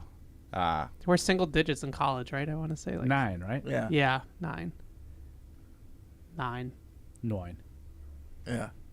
And JJ. Just JJ. It's pretty simple. Yeah. I don't know. He's kind of boring. Yeah. You don't think he'll earn a nickname? No, it's JJ. Okay. Marvin Harrison Jr. MHJ. Oh, yeah. MHJ. A number. It's a tough one.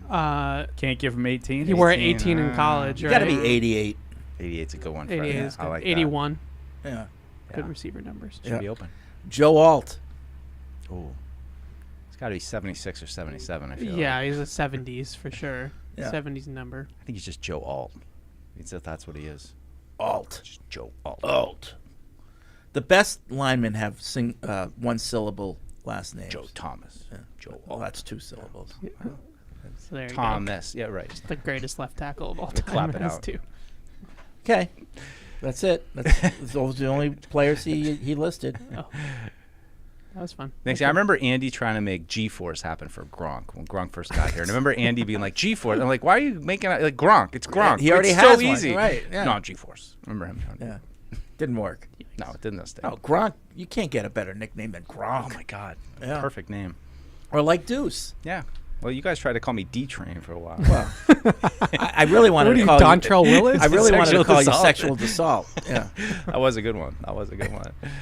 Um, I think that was a Nick Baby Love thing. I was going to say, that was not us. we like D-Train. Well, I remember you guys were like, do you have a nickname? I'm like, I don't know. But people kind of call me Deuce. All right. It was Deuce. Yeah. It took a little while to come around. And then and Nick continues to call you D-Train. and my guy D-Train. Yeah. I love D-Train. My holy cross. Ray writes in 2 questions. 1, could you see us still double dipping in wide receiver in the draft, given how many receivers we have? Yes. Yep. Yeah, sure. Yeah, I mean, I think I just feel like it's going to be a competition there, and I think there's going to be. I don't want to, let's say good players get cut, but I mean, like a guy like Juju. I mean, I will say too. I don't know if people saw the video, if you guys already talked about this, but first day of school, but Yeah, a little bit. just good to see Judon in the building. It was something we talked about. Yep. He was here. Juju. It just seemed like they had good attendance overall. Saw a lot of the, returning players, Gonzalez. Jonathan Jones, it just seems like there's most of the team. Who else? So why is that good? Just everybody's here. I'll tell you why. Players practicing. That's good. They're lifting. They're getting camaraderies. That's together. interesting. I'll tell you why. It's interesting. It's good that they come and they work out and they start to learn. It's an interesting take. Would Mike. you take an extra week of it? I tend to agree with you. It's interesting. Remember when, was it Butch Hobson became manager of the Red Sox, and the first thing Roger Clemens did was challenge him. Like he, like it's prison or something. Like he, Fred, you know he that was disrespected not him. really a serious question. Is why it's good that they're actually working out, right? No, but I know was what you're. being I know what I was you were being trying sarcastic. to do. I know what you were trying to do. He didn't. He chose not to. But so far, it doesn't look like any of the veterans are like, I'm not going to be there. Which would be a challenge to Mayo. Yeah. I mean, it's coming from Henry and Peppers, though. I mean, and predictably, it's a big piece of him being a former player. I think that's the biggest thing for a lot of these guys. Was I mean, you've heard it time and again since Mayo took over the job that there's just an innate level of respect for any coach that actually, in Hunter Henry's words, sat where we sit. So it's interesting though. They asked him some questions about changes, and they weren't really very forthcoming with what those changes are. But you could tell that there's some significant changes around there so far. Of they were asked specifically about like pictures and that kind of stuff. I mean, even that old sign when you come here that was on the inside of the door. Yeah. I mean, that's gone. So it's it's a full change. Well, speaking of change, we have announced that Christian Gonzalez has switched to number 0. We have. That is now official. It's officially official. Okay. So we're going in uniforms and also. That's exciting. Paul, are you going to write an analysis? Trevor Story out for the season. So pour one out. What happened to Story? I just watched him a couple days ago. Dislocated shoulder. Oh, jeez. Having surgery. I think labrum damage. Out for the year. Fell on it? Yep. Diving for line drive. The second question that Ray had is, in what way could you see Taekwon positively benefiting from this new offense? I don't know, man. I don't know. I will say, I'm not doing Taekwon again. I'm not letting him trap me. I'm not going to go out there and watch him run around in shorts and t-shirt and speed. Not doing it again. But in this offense, you do have to have clear out routes to hit the routes that they're actually trying to throw the ball to. So someone's got to go out there and run a wind sprint. Be the decoy. Yeah, someone's got to do it. And I guess if they don't upgrade that spot and they just need somebody to run the post just to occupy the post, then I guess you can't do much worse than a guy that can run a 4-2. But so like funny. that, he's not being targeted on the play. He's creating the space for the people that are being targeted. So I'll take the cheese. And I'll even take it a step further from what Evan just said. And in that offense, when they say they want to run the ball and they want to, do things under center, off hard play action and take shots. If he can't get open on those, what are we doing? Yeah. Like he should be able to make a big play or two. Yeah, that's the offense in Cleveland at least is they use play action to set up vertical shots. It's not play action to hit this crosser over the middle of the field. It's play action to hit the deep routes with a single high safety and things like that. So in theory, you're going to get favorable matchups down the field for speed guys, and that's Taekwon.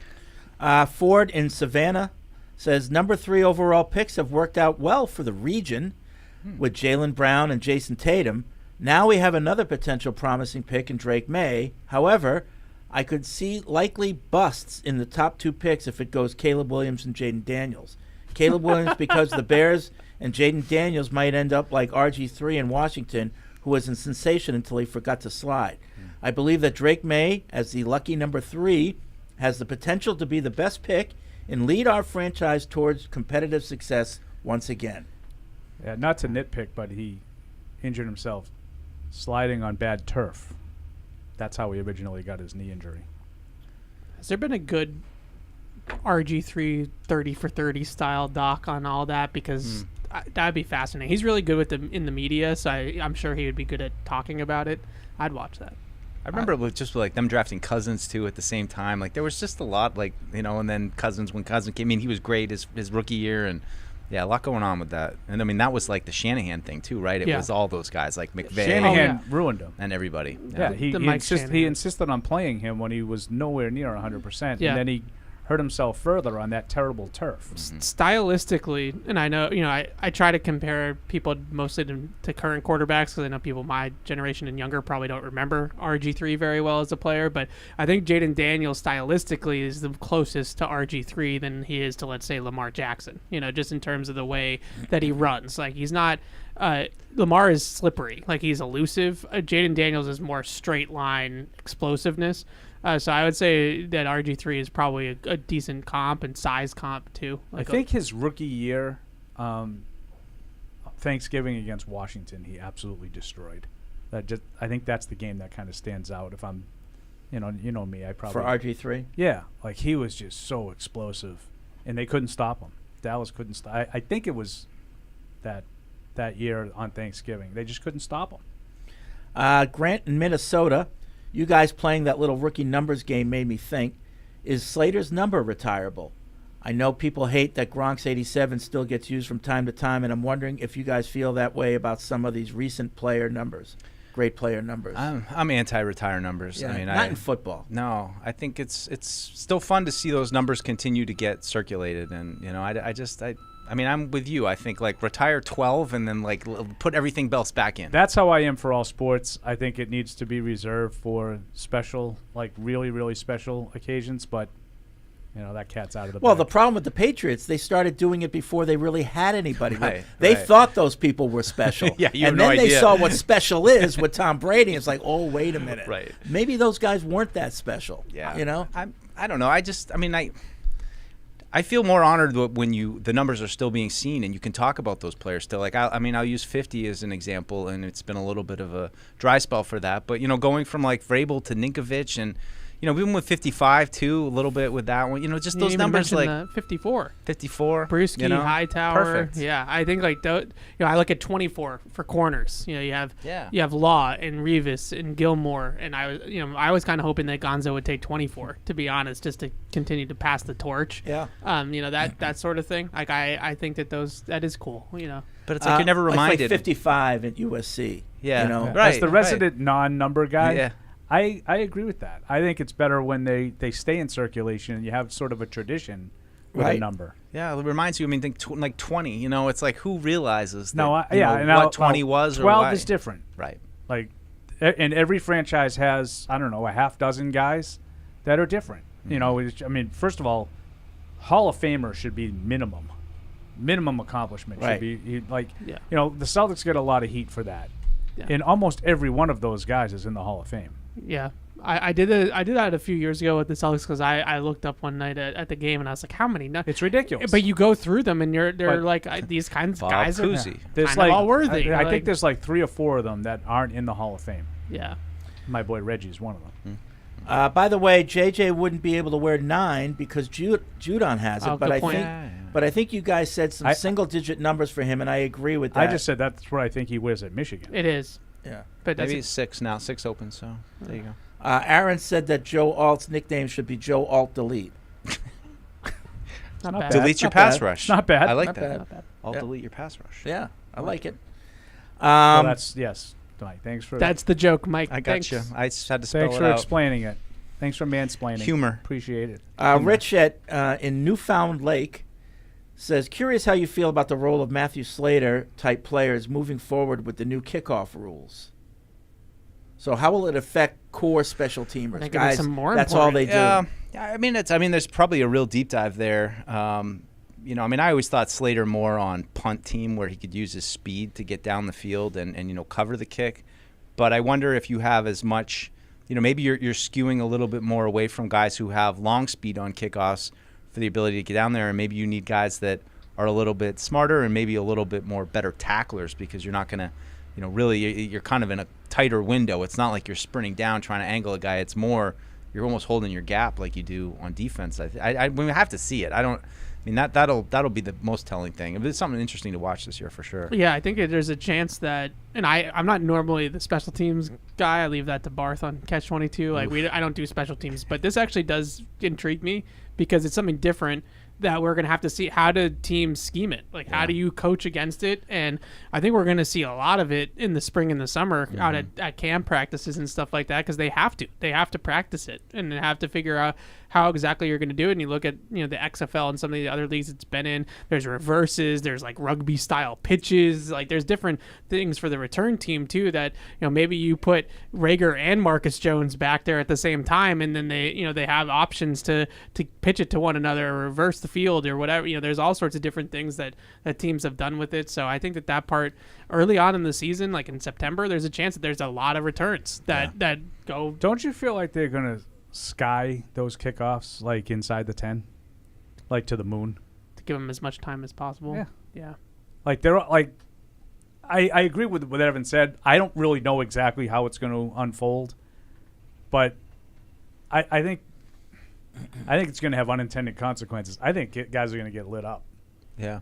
Because I think there's going to be such a condensed space. All 10 guys are going to be right there. And I think if you kick it high, you have to kick it in that landing area. That limits the amount of time. Like the fair catch is gone, right? That fair catch in the field of play, touchback, they eliminated that, correct? Correct. Yes. I think everybody's going to kick them high, make you catch it at the 10, and get killed. Yeah. It's like a punt. Yes. Now it's more a punt than it is a kickoff. To Paul's point. Yeah. Let's see, Paul. He has an email about the recent shows.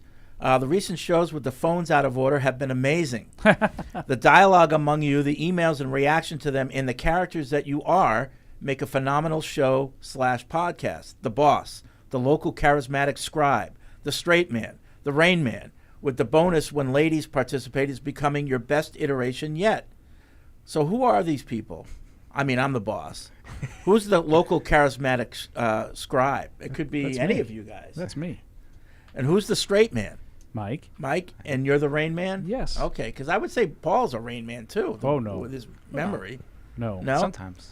Thank you for all the highly entertaining episodes you provide. Your advertisers may have my business. I'm what they like used to call the scribe. Scribe. Oh man. I told Deuce Somehow I've been trying to like sneak Sean Connery. I've been trying to sneak that into posts, like just to the scribes. What do we know, right? Well played, Trebek.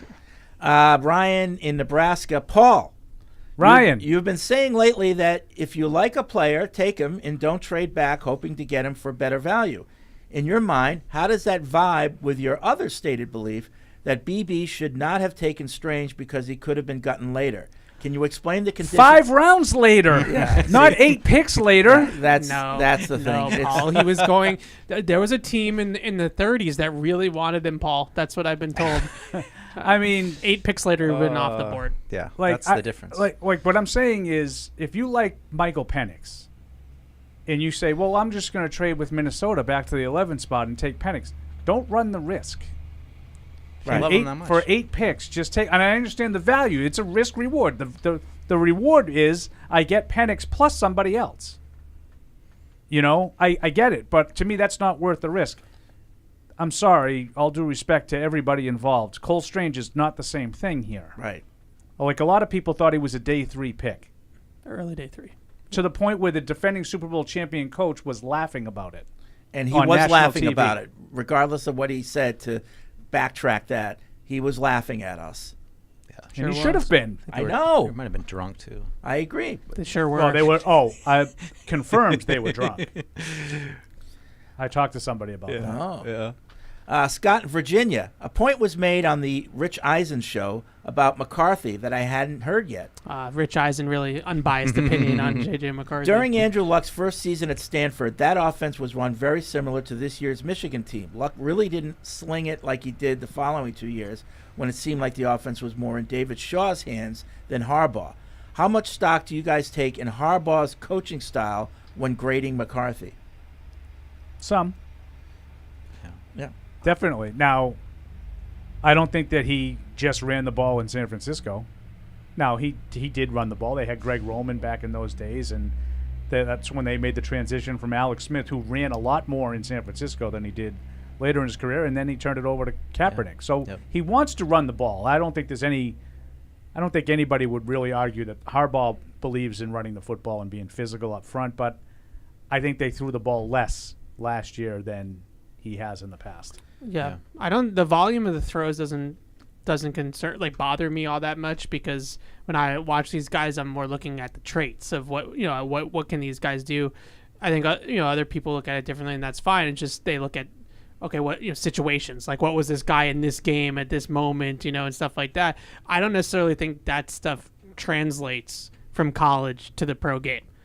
The winning. The clutch time stuff. He's a winner. Like this guy's got what I'm worried about with Drake May. He doesn't he didn't rise to the occasion against Clemson. well, his team was also at an extreme talent disadvantage, and he looked up and it was 30-0. Like so I don't necessarily put as much stock in. So I don't use it as a knock against JJ. Like I don't worry that JJ McCarthy had only attempted X amount of passes and somebody attempted Y, because you can still just watch the throws. That he did make. Let's see. This is Peter listening to last Thursday's show, and I couldn't help laugh when Ernie was brought up. Mike brought up how essential Ernie was to Bill. I laughed to myself because it appears Bill wasn't a good coach. To succeed, he needed to have Brady and Ernie. Joking, I think. Finally, I ran out of podcasts to listen to, and I went back to April 2022. Yes, I'm a loser. The shows are still entertaining, especially hearing the draft before you guys know who was going to be taken. Quote from Paul before Strange was picked. They'll be getting a good player. I was impressed with Paul's optimism. Oof. Yikes. And P.S. I really miss Brian. I used to believe in that drafter. P.S. I really miss Brian in Indiana. Him picking on Mike is classic. Oh, no, I don't miss him. He scares me. Yeah, we all get him wrong, man. I can't. I apologize. Jack says J.J. McCarthy's nickname should be Schwaby. J.J. sounds like the name of a stockbroker. Schwab is a major brokerage house. Hence, J.J. should be called Schwaby. Oh, That's man. a long way to Grandma's house. And plus, I'm not sure I would invest in a guy named JJ. Yeah. With a guy named JJ. Yeah. Reno says, do you think I should spend more money on a new Gonzo jersey? I got myself his number 6 jersey a few months ago. I know you all think it's dumb for a grown man to have a jersey, but honestly, Megan's not here. I have 15. I plan on getting May That's if a we lot. draft him too. 15's a lot, but it's not dumb. I wish they had a deal where they could just swap it out for Agreed. you. Jersey swaps. Yeah. Players change their number after a certain. Well, there is I don't know when the rule applies, but there are rules about the players then have to buy out the stock. That's right. Right? Is The that inventory? I don't know if that happens with a second-year player like Gonzo. I don't know if there's like a, I think what's it's the an word? It's an NFL rule. It's not a Patriots Well, rule. because Kirk Cousins, Kyle Pitts offered Kirk Cousins 8, which is Kirk Cousins' number that he's worn throughout his career, and the NFL was going to make Kyle Pitts buy all of the Kyle Pitts 8 jerseys that are in inventory, and it was going to be like $100,000 worth of jerseys or something like that. So they ended up not doing it. You just send them to some random country, and then you just know they're all big Kyle Pitts fans. There you go. Sam in Toronto has a response to Paul on the kickoff rule. He says skying the kick wouldn't make a difference because the players can't move until the kick is caught. Yeah, but they're already downfield. They don't need to move. That's my point. Right. But what's the difference of the trajectory of the ball if they're already there? Yeah, I mean, I get your point, but I think you're kind of looking up and you don't get a chance to see where the holes are going to. I don't know. I don't know. You're right. No, he's right. No, He makes a good point. Listen, he makes a good point. I didn't think of it that way. I want He's to right. see what happens, and like I said, I'd love to see what Bill Belichick and Ernie Adams would cook up, having a preseason to look at this rule and what they could do to exploit it. Especially, I just interest a guy who's you're. What? I like to see what they would do to exploit it. But that's a good point that he made because I didn't really think that they couldn't move, and that is part of it. Yeah. I just wonder, he's as a special teams coordinator, where do you kind of start with trying to figure it out? Do you start on the kickoff or do you start on the return? And how do you kind of put that puzzle together? I'm not completely convinced it's going to eliminate the touchback either. No. Well, there are going to be teams, I assume, that are we're not dealing with any of this crap. Right. Just boot it out. We of the can't back figure of it out. Yeah, just For boot five- it out the for end. 5 yards. I mean, yeah. Samir from Maine. Long story short, I have a set of 3-year-old twins, and every night for bedtime, my wife or I will go with them to their room and lay down in the same room till they fall asleep. Last Friday, I was listening to the Thursday show in my earpods, and it must have dozed off because all of a sudden I wake up to, "They're not ready yet," in my ear, with Paul referring to the coaching staff and them not meeting yet. Love the show. Keep up the great work. Oof. Sorry if I kept the twins up. Does that sound dirty? Yeah, so Josh has the same Only question you make about it sound dirty, Mike. Damn it. Josh has the same question about the swap, the jersey swap idea. He got a Gonzalez 6, and he's wondering if you could trade it in for a discount or something like that. I think you should be able to do that. Yeah. Or you could just take some tape and just close the 0. Close the 6 to a 0. Just do that. Done. Edited. Or maybe they'd have a service where they could, some of these, if it's stitched on, you could. Wouldn't the maybe. 6 then be an 8 if you closed it? Paul, gotta just delete. You gotta get the eraser in the technicalities, all right? Just trying to help Numbers out the are hard. people. Let's see. L says that other emailer is absolutely right. The shows without callers have been great. Some of the callers are pretty good, I won't lie, but too many of them just call in and go, I was wondering what you would think we could do at 3, as if they had never listened to a minute of the show before. I like the callers. Yeah. So Definitely helps. I like to spar with the callers. yeah. Let's see. Todd is making fun of Andy Hart's show because they don't do the quick answer section right. He says it's rather drab. Oh, okay. But he says that's based, he says that's because of the people answering. It's drab, but he likes quick answer things. The lightning round? Yeah. So then he has 3. Do you want to do them? Sure. Okay. They have to be quick. Okay. Who is going to be in the Super Bowl next season? Caveat, you cannot choose KC or San Francisco. Cincinnati and I got nothing. Yeah, it's hard. NFC. Cincinnati, Green Bay. Okay. Ooh, I like that. I had to go quick. I don't know. I like that. Paul? I like Cincinnati, and you guys all took that. So just to be different, I'm going to say Buffalo and what? Oh, Dallas. They took a step back. That's a troll pick. That's a troll pick. No, that's to get Patriots fans Cincinnati mad. was my pick. They both picked it. I love that you just picked Buffalo. Perfect. Yes. They don't even have Diggs anymore, Paul. What do you think? And you would say that that's addition by subtraction. Exactly. No, don't hold me to this one. This isn't my official pick, but I'll say Jets. Jets. Yeah. He's afraid of the Jets. I am. You're afraid. I know. I'm afraid of the Jets. Their whole season rides on a 41-year-old's Achilles. I think they've got a Two of them. Right? They've got a team in waiting, and all they were waiting for was a quarterback. And he's 41 years old and broken. Okay, and broken. That's what they said about Why? Brady. Why is he broken? Because recovering from that injury at that age is not easy. In today's age, That was before they had ayahuasca.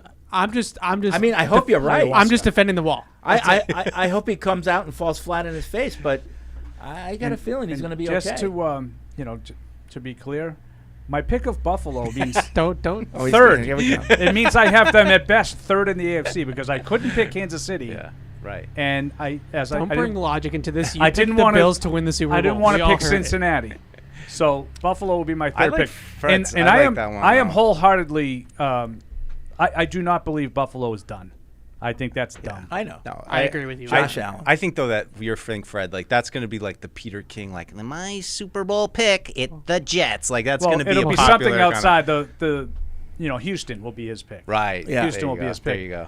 But He's retired now, guy. So I did sorry, I Peter. did laugh at a lot of like right after the Diggs I didn't know if he trade. was still working. The AFC East is wide open. Wide open.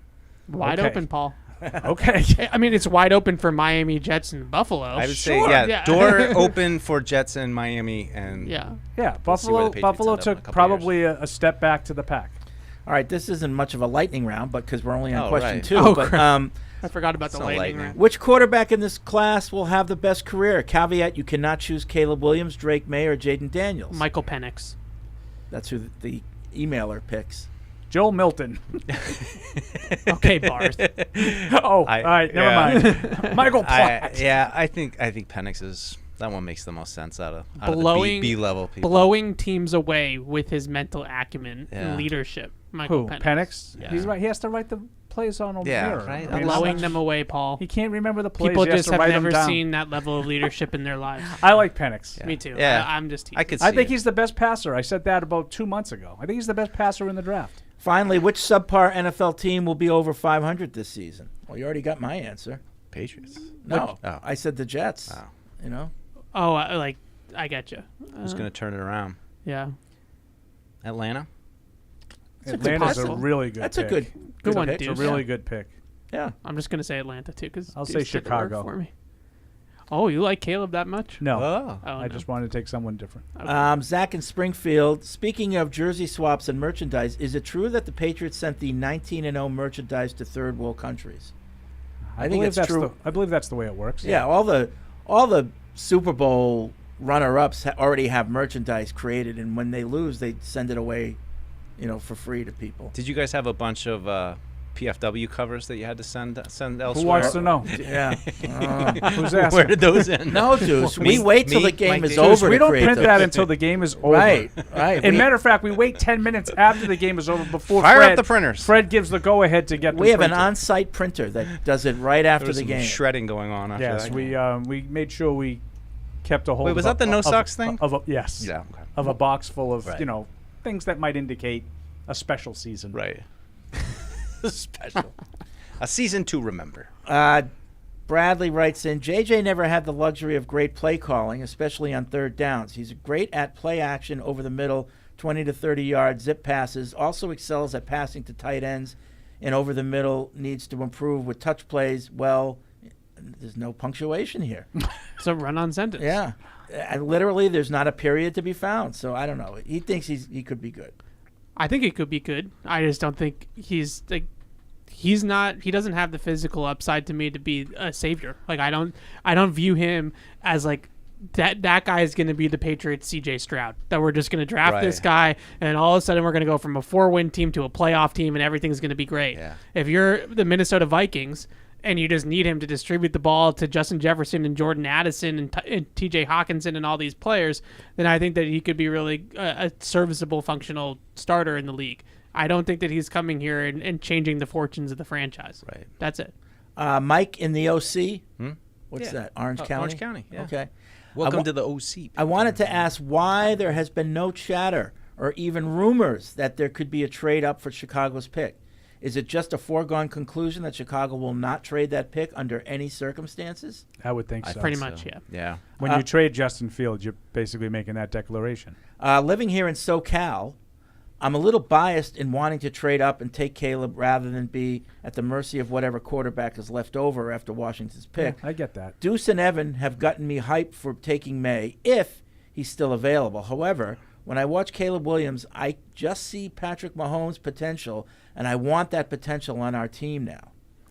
So yeah. Yeah. So do the Chicago Bears. Yeah, I know. What would be the trade package you would have to offer Chicago to get the first overall pick? They've already got, 2 top 10 picks? I mean, it's... I think in order to get, every first overall pick is treated differently. In order to get the first round pick that's going to be Caleb Williams, I think you're talking about probably 2 future first rounders, right? 3 and your 2025 and 2026 first round pick to move up, because he's considered on that echelon of, I know Paul hates the word generational, but in that elite tier. So you're going to have to give up double elite everything.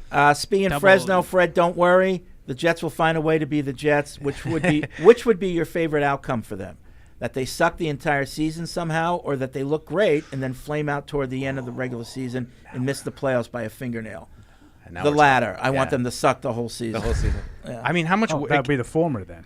The former. Okay. I would go with the latter. The former. They finally think They this is think it. we got and it, they and have then- 3 months of excitement, and No. then like maybe he tweaks the No, Achilles. because that 3 months now, of excitement, you have I to don't hear like J-U-T-S, injuries. Joe. Well, like that to me would be worse than Now if you're they just sucked rooting. all You're year. rooting for injuries. No, that's a Fred thing. No, see, this is like me rooting for blowouts when I watch the Patriots. I want suck for the Jets all year. I think it'd be better to watch them get all excited For you. only to have the rug pulled out. From Well, that them. was what was sorry, but kind of funny about last year Oh, was that that was the preseason hype was so Right. big. 3 and seconds in. it Can makes you it imagine how 4 much worse that snaps. would have been if they were like 11-2 when that happened? Well, it's funny because I saw people, Jets fans, report like talking about that. Would you rather what happened, which is that it happened so quickly that the season's over in 4 seconds, or would you rather your way of it that we had Rodgers for a little while and then I could see both ways. Fred's way, I mean, I could see that too. It's they had no enjoyment. At least if he got hurt at the end, you had Hope. a few months of hope. enjoyment. Right, and then you'd also have a little bit of different perspective on this season because you already kind of saw it work before, and now you're going to add some more talent to that equation. And Rodgers comes back, it'd be even more amped. I want it to the point where even New Jersey doesn't want them in the state. Nothing good can happen. Leave. Yeah. Brett says, I really think you got to let Deuce make his jokes and try not to shame him. After years of Andy's lowest possible common denominator jokes, Deuce's jokes are practically subtle.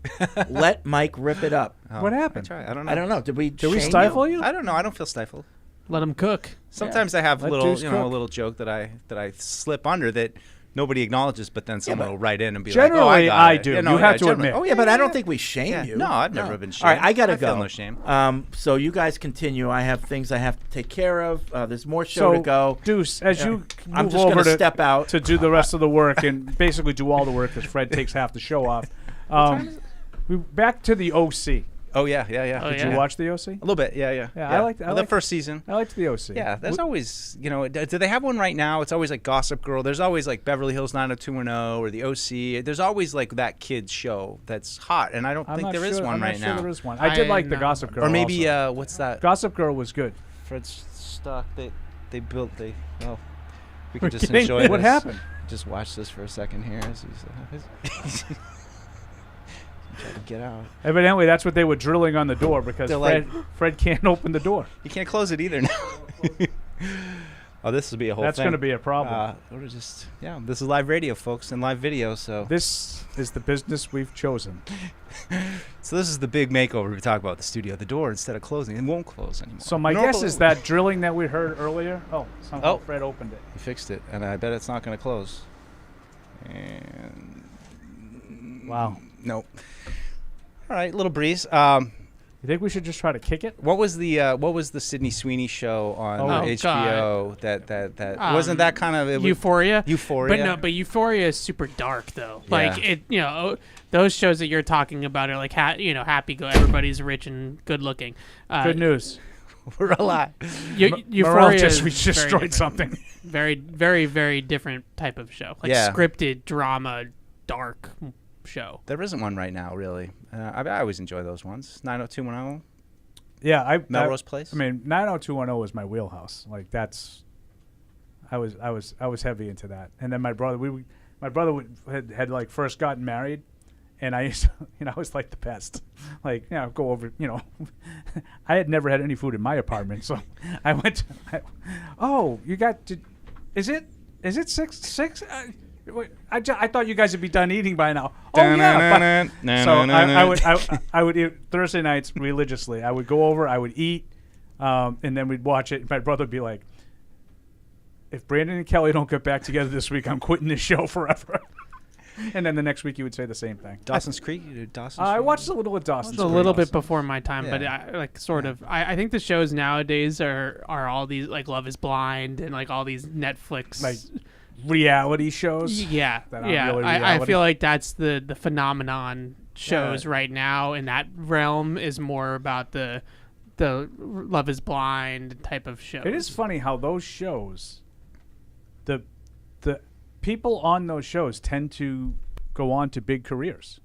Like on Love Is Blind. No. On like on those shows. The shows that Deuce is talking about, like Gossip Girl. Right, and they're already all like 26 when they do the OC. shows. Yeah. Dawson's Creek. They all turned out to be pretty, but they're young at the time, and they all turn out to be. Or there's like one pretty like accomplished. Andrea who was like 36 at the time. Oh, like she was- there's always she one was member ver- of the she was cast very old. that could be like the mom. But like Shannon somehow she Doherty, was- like she turned out to be a pretty big star. Jetty Garth, Jason Priestley, they all had good careers. Yeah. After that, Val. Wow, yeah. Val. Kelly Kapowski. Saved by the Bell. What's not to like? We're in full off-season mode here. The second Fred walks out, we go right He into leaves just the kids, and this is what happens. We're just For the purpose of this show, I'm referring to myself as one of the kids. That's okay. That's You're young at heart. Don't at me. Are you guys watching anything right now? Any? I just Any tried to kid watch. show? I just tried Like to One watch Tree Hill. Oh yeah. Oh, God, no. One Tree Hill that was my generation, and Right. it's a rough show. Is there still the CW? Does that still exist? The channel? No, I Well, don't think so. no. Oh, it does. We're I getting yes. I think it Yes. exists, but I don't think it's a network, right? They don't do those shows like Do they all used the to. superhero shows. Oh, All Americans on that Batman. channel too, right? All American, It might be Riverdale is on that channel. Yeah. like the Spencer Paysinger show there, All Right, American. Did you right. ever watch I that? watched I've watched a little bit. It of was good until they killed off the father, No. Tay Spoiler. Diggs. No. Spoiler alert. He That's right, follows I me did on that Twitter. to Fred earlier. Doesn't Sorry, Tay Diggs follow everybody. everybody on Twitter? I think that's one where Tay Diggs follows you on Twitter. Everybody. I think he follows everybody. He doesn't follow me. No. I haven't looked. It's not in your algorithm. I tried to watch Manhunt, which is the John Wilkes Booth on Apple. Okay. And I can. Well, I think that's kind of doing away with a lot of those shows because The true crime there's stuff. something for everything on some kind of a streaming service. Yeah. Yeah. Yeah. Yeah. I don't know. We're actually in a little bit of a, what's it called? Like Lull? Yeah, like there's a lull of, there's some shows that we're looking forward to coming back maybe at the end of the month or next month, but or House of Dragon for me, just not a big House of Dragon person. But Is it because of the strike, the writer's strike? I mean, that must have backed things up. I'm kind of off of the I think schedule right maybe, now. and the other thing is as much as I love all of these Netflix shows and stuff like that, they're usually only 10 episodes, and they're starting to stagger them now more of how they release them, so it's not all at once anymore. But still, it's not like you're sitting down like the shows we're talking about from back in the day. Those were like 25, 30 episode seasons, Yeah. and now it's just like I really like this show, but it's over and the whole season's over in 10 episodes, and it's now what? Yeah, that was a big part of the problem with everything because it used to all be 20 episodes, and when you were hiring writing staffs and everybody would get a script and you'd figure out how to pay guys, and then it's like, all right, there's only 10 episodes now, and it like If you totally. go back and watch 23 episodes of the season, 13 of them are filler episodes. Yeah. Yeah, but it's still something to watch, Like these shows now, it's very. Netflix gets to the heart of it. Yeah, yeah. Like we really like a lot of them. Like Lincoln Lawyer, awesome show on Netflix. I love. But they release the show once every 18 months. It's 10 episodes and it's over.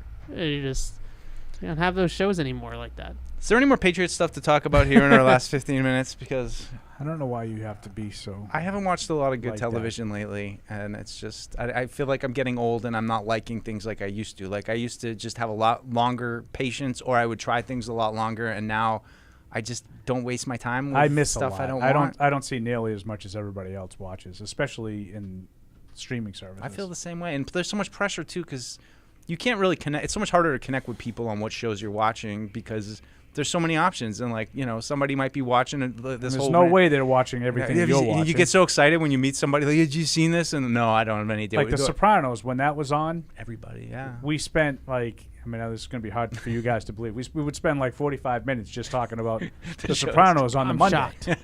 Shocked. on the Monday after, I just remember with The Sopranos because I was obviously too young in real time to watch it, but I remember my dad just Sunday nights it was if we were out, we had to be home in time for The Sopranos, and this was before DVR and all that stuff, so it was like there were some photo finishes there, and he would have to watch it. It was religious viewing. It's just weird. There's other than sports, there's no real appointment viewing anymore. Like there's not, like you said, like even Dawson's Creek. I remember in college, like all the boys, we'd all, whose room we go, we'd get pizza and watch Dawson's. I always thought that I was, a little different for being a man and enjoying those shows. No, I'm surprised to hear Dawson that you guys all and watch Pacey and Jen and Katie Holmes.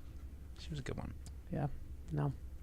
Before me. I got to be honest, that wasn't great for that. I wasn't huge on Michelle Williams or Katie Holmes. No, neither was I. And then that whole Tom Cruise thing happened with Katie Holmes, and I felt like, geez. Well, that was a hoax. The poor girl. I have a source on that. Oh, really? Yeah. An agent. Yeah. What else? Any Patriots stuff though that happened? You keep trying. Like we talked about The Duggar. email's signed out, so sorry guys, don't send emails. We talked about Duggar. Fred signed. What They else? extended him. Drake May. What else you want?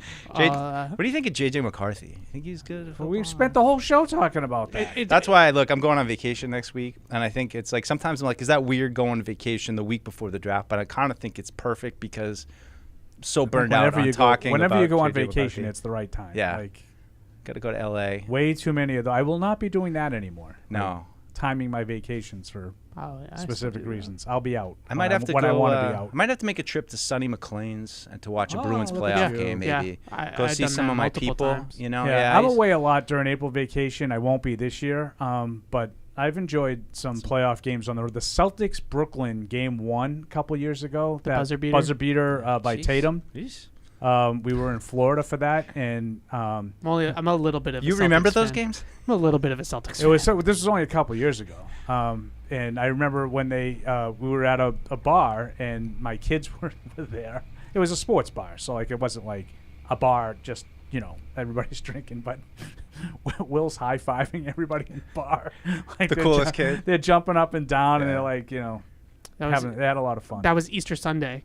It was. And That is accurate. So we're at Justice family, and Not yours. I was probably the biggest. Yeah, I was probably the only Celtics really diehard in the room, and I did not contain myself. It was not one of my proudest moments. I definitely screamed and jumped off the couch, and yeah. Actually, I do have one Patriots thing, Paul, to ask you. Okay. Logan Ryan retired, and now we were kind of laughing upstairs. And see, as I remember it, I remember people like looking at Logan Ryan as one of those irrational hate players, like early on in his first year.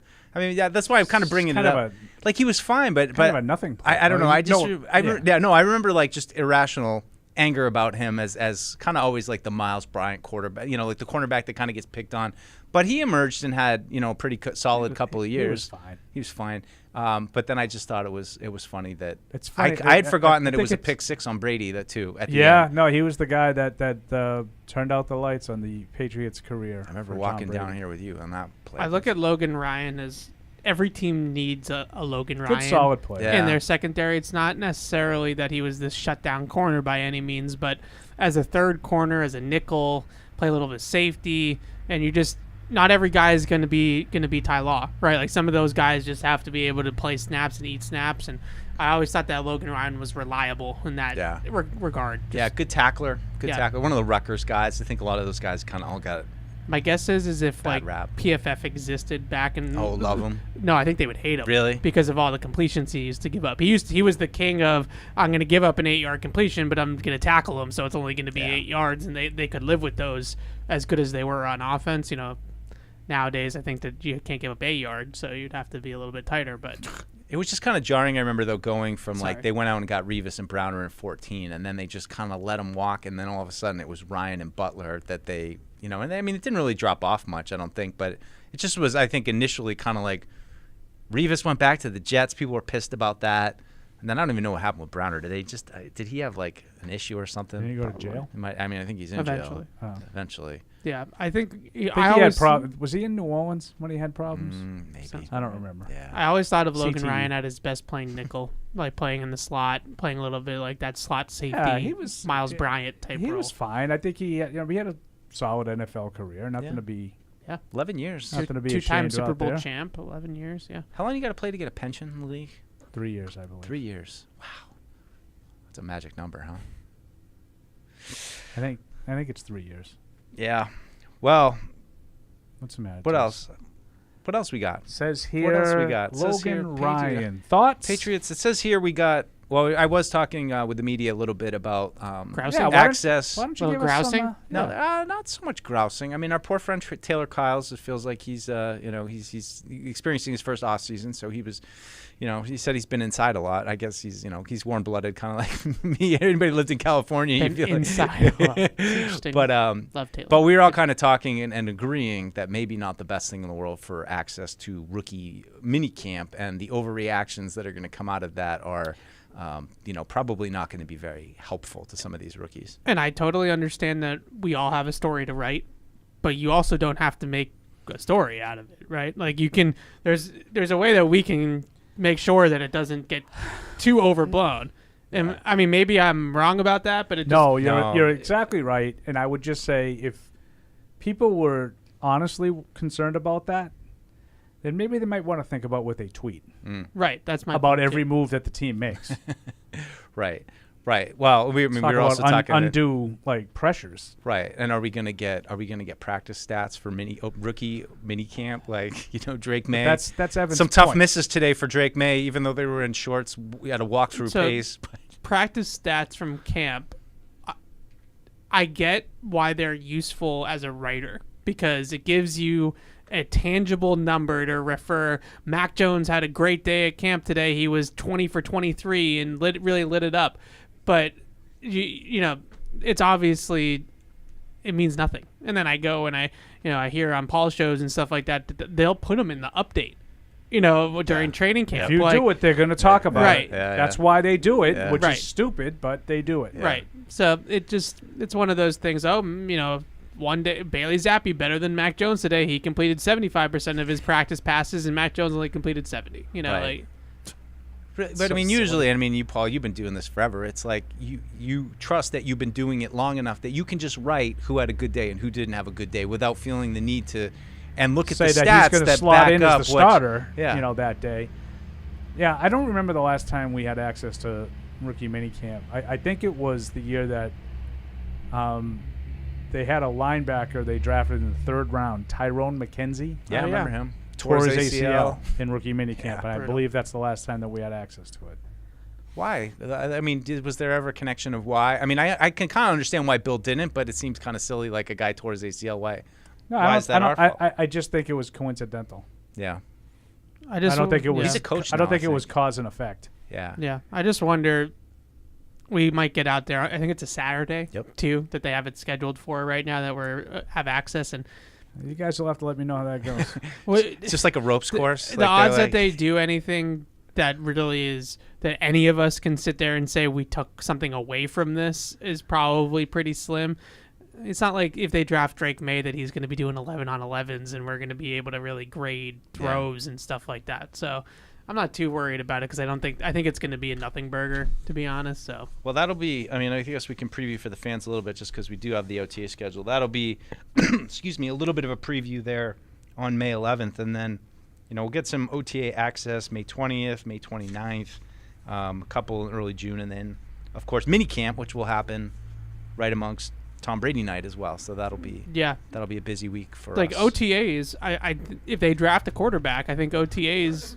There's some validity to what's going on there. Yeah. Does it look like he's treading water? Does it look like he's taking on water? In terms of the mental side of it, I wouldn't put too much in stock into the completion rate or anything like that in the practice, but you can glean some stuff, especially if it's a passing camp. That's what there's no pads. You're 7-on-7. Like that's what it is. Because of COVID, we didn't see Mac and Cam till like the summer, right? Like no, we never saw any. Did we see any OTA kind of stuff? Yeah, because Mac was 21, so we're past the shutdown period and all that kind of stuff. So I want to say yes that we saw him in OTAs. Trying to remember.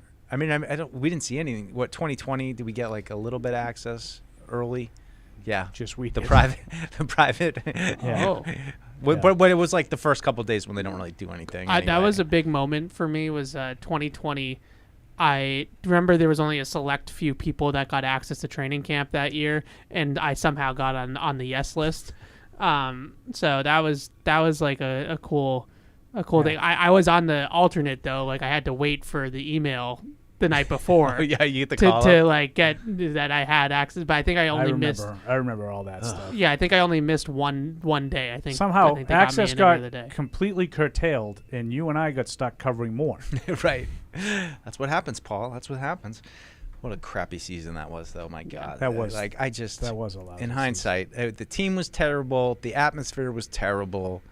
I mean, there was nothing good about any of it. We didn't even have our nonsense in the press box, watching the games, because you had your own cordoned off in your plastic bubble and your mask and your. Oh boy! I'm just thankful I didn't get sick. That's it. The fact that I made it through that whole season. You waited till week 1, 2022. Yeah, I got it the next year, but at least I was vaccinated and stuff at that point. Yeah, so. I never got COVID. I did get sick at the end of that year, though, man. That Buffalo home game. You missed that one. That Monday night game. I did the pregame show, and they were like, "Bro, you just need to rest." Because we were all remote at the time. I didn't come in for the game, which was not a problem because we were kind of used to doing all these Zooms. Him and Hardy are like, "Bro, you can't do this." You were a warrior. You were trying to power through. I just felt bad because I remember I was downstairs and the pregame show was over. I had my recliner up and I'm laying down. I had 9 blankets on and I'm watching the game. And in the middle of the second quarter, Buffalo took complete control. They scored. I think there was a fumble. They scored again, and I didn't have any recollection. The score, I'm looking at it, whatever it was. Let's just say it was 23-9 at the time, something silly. And I'm like, what happened? I literally rewound my TV manually to go back and to see the 4 drives that I missed. You blanked out. And then I was like, yeah, I'm not going to be joining. I think that's the only time in my 5 years here that you've ever missed something. It is the only time I have ever done it for not Will being born. Yeah. I missed the 04 AFC Championship game and Super Bowl. Your machine, Paul. That was it. Seen many games. Well, and I remember I sent Bill a lot of inside baseball on this sending. We got 2 minutes. I sent Bill an email before the AFC Championship game in 04. Partly probably trying to suck up a little bit, Never hurts to have the coach on your side. And he just wrote, thanks. Hey, at least you got a reply. What, just like, hey, coach, sorry I'm not going to be able to make the game. I said, my son's about to I said, wishing you guys the best of luck. I'm awaiting the birth of my first child, so I'm not going to be out there, but, looking forward to another Super Bowl trip. Good luck. Thanks. At least he replied. He did. He replied, but thanks. Oh, my God. I can imagine emailing him. You saw him out in Washington there? Is he going to just I saw Matt Rule, too, talking about like 4 hours with Bill Belichick. We probably should have brought that up. Yeah. Hey, there we go. See? Look at me. Matt Rule said he felt awfully stupid. Yeah, he said that Bill talked for football for 4 straight hours. Just no breaks, no nothing. He's cramped up right now. I feel like he's just, he's like holding back the gates. He's got no team to coach right now. I actually think that crazy. I know NIL has changed the college game so much and these kids' attitudes and stuff, but I'll spend a couple days with you. Consultant. And you need to do this, and this, and you do that well. Yeah. Oh, man. Yeah. You got to get more special teamers. What is this? Where's your Brendan Schooler? So you would think like college would be perfect for him. Yeah. I have no roster restrictions. Right. I can have like 37 guys that they're gunners. Yeah. That's it. And if something happens to the first 36, I got a 37th waiting. Yeah. Oh, we're terrible. All right. I think I'm going to put everybody out of their misery. It's 2 o'clock. So, thanks to everybody for listening in, and we'll be back on Thursday. Thank you for downloading this podcast. Subscribe on Apple, Google Play, and everywhere else you listen. Like the show? Please rate and review us. Listener comments and ratings help keep us high in the podcast rankings so new listeners can find us. Be sure to check Patriots.com for more news and more podcasts. The world's original podcast.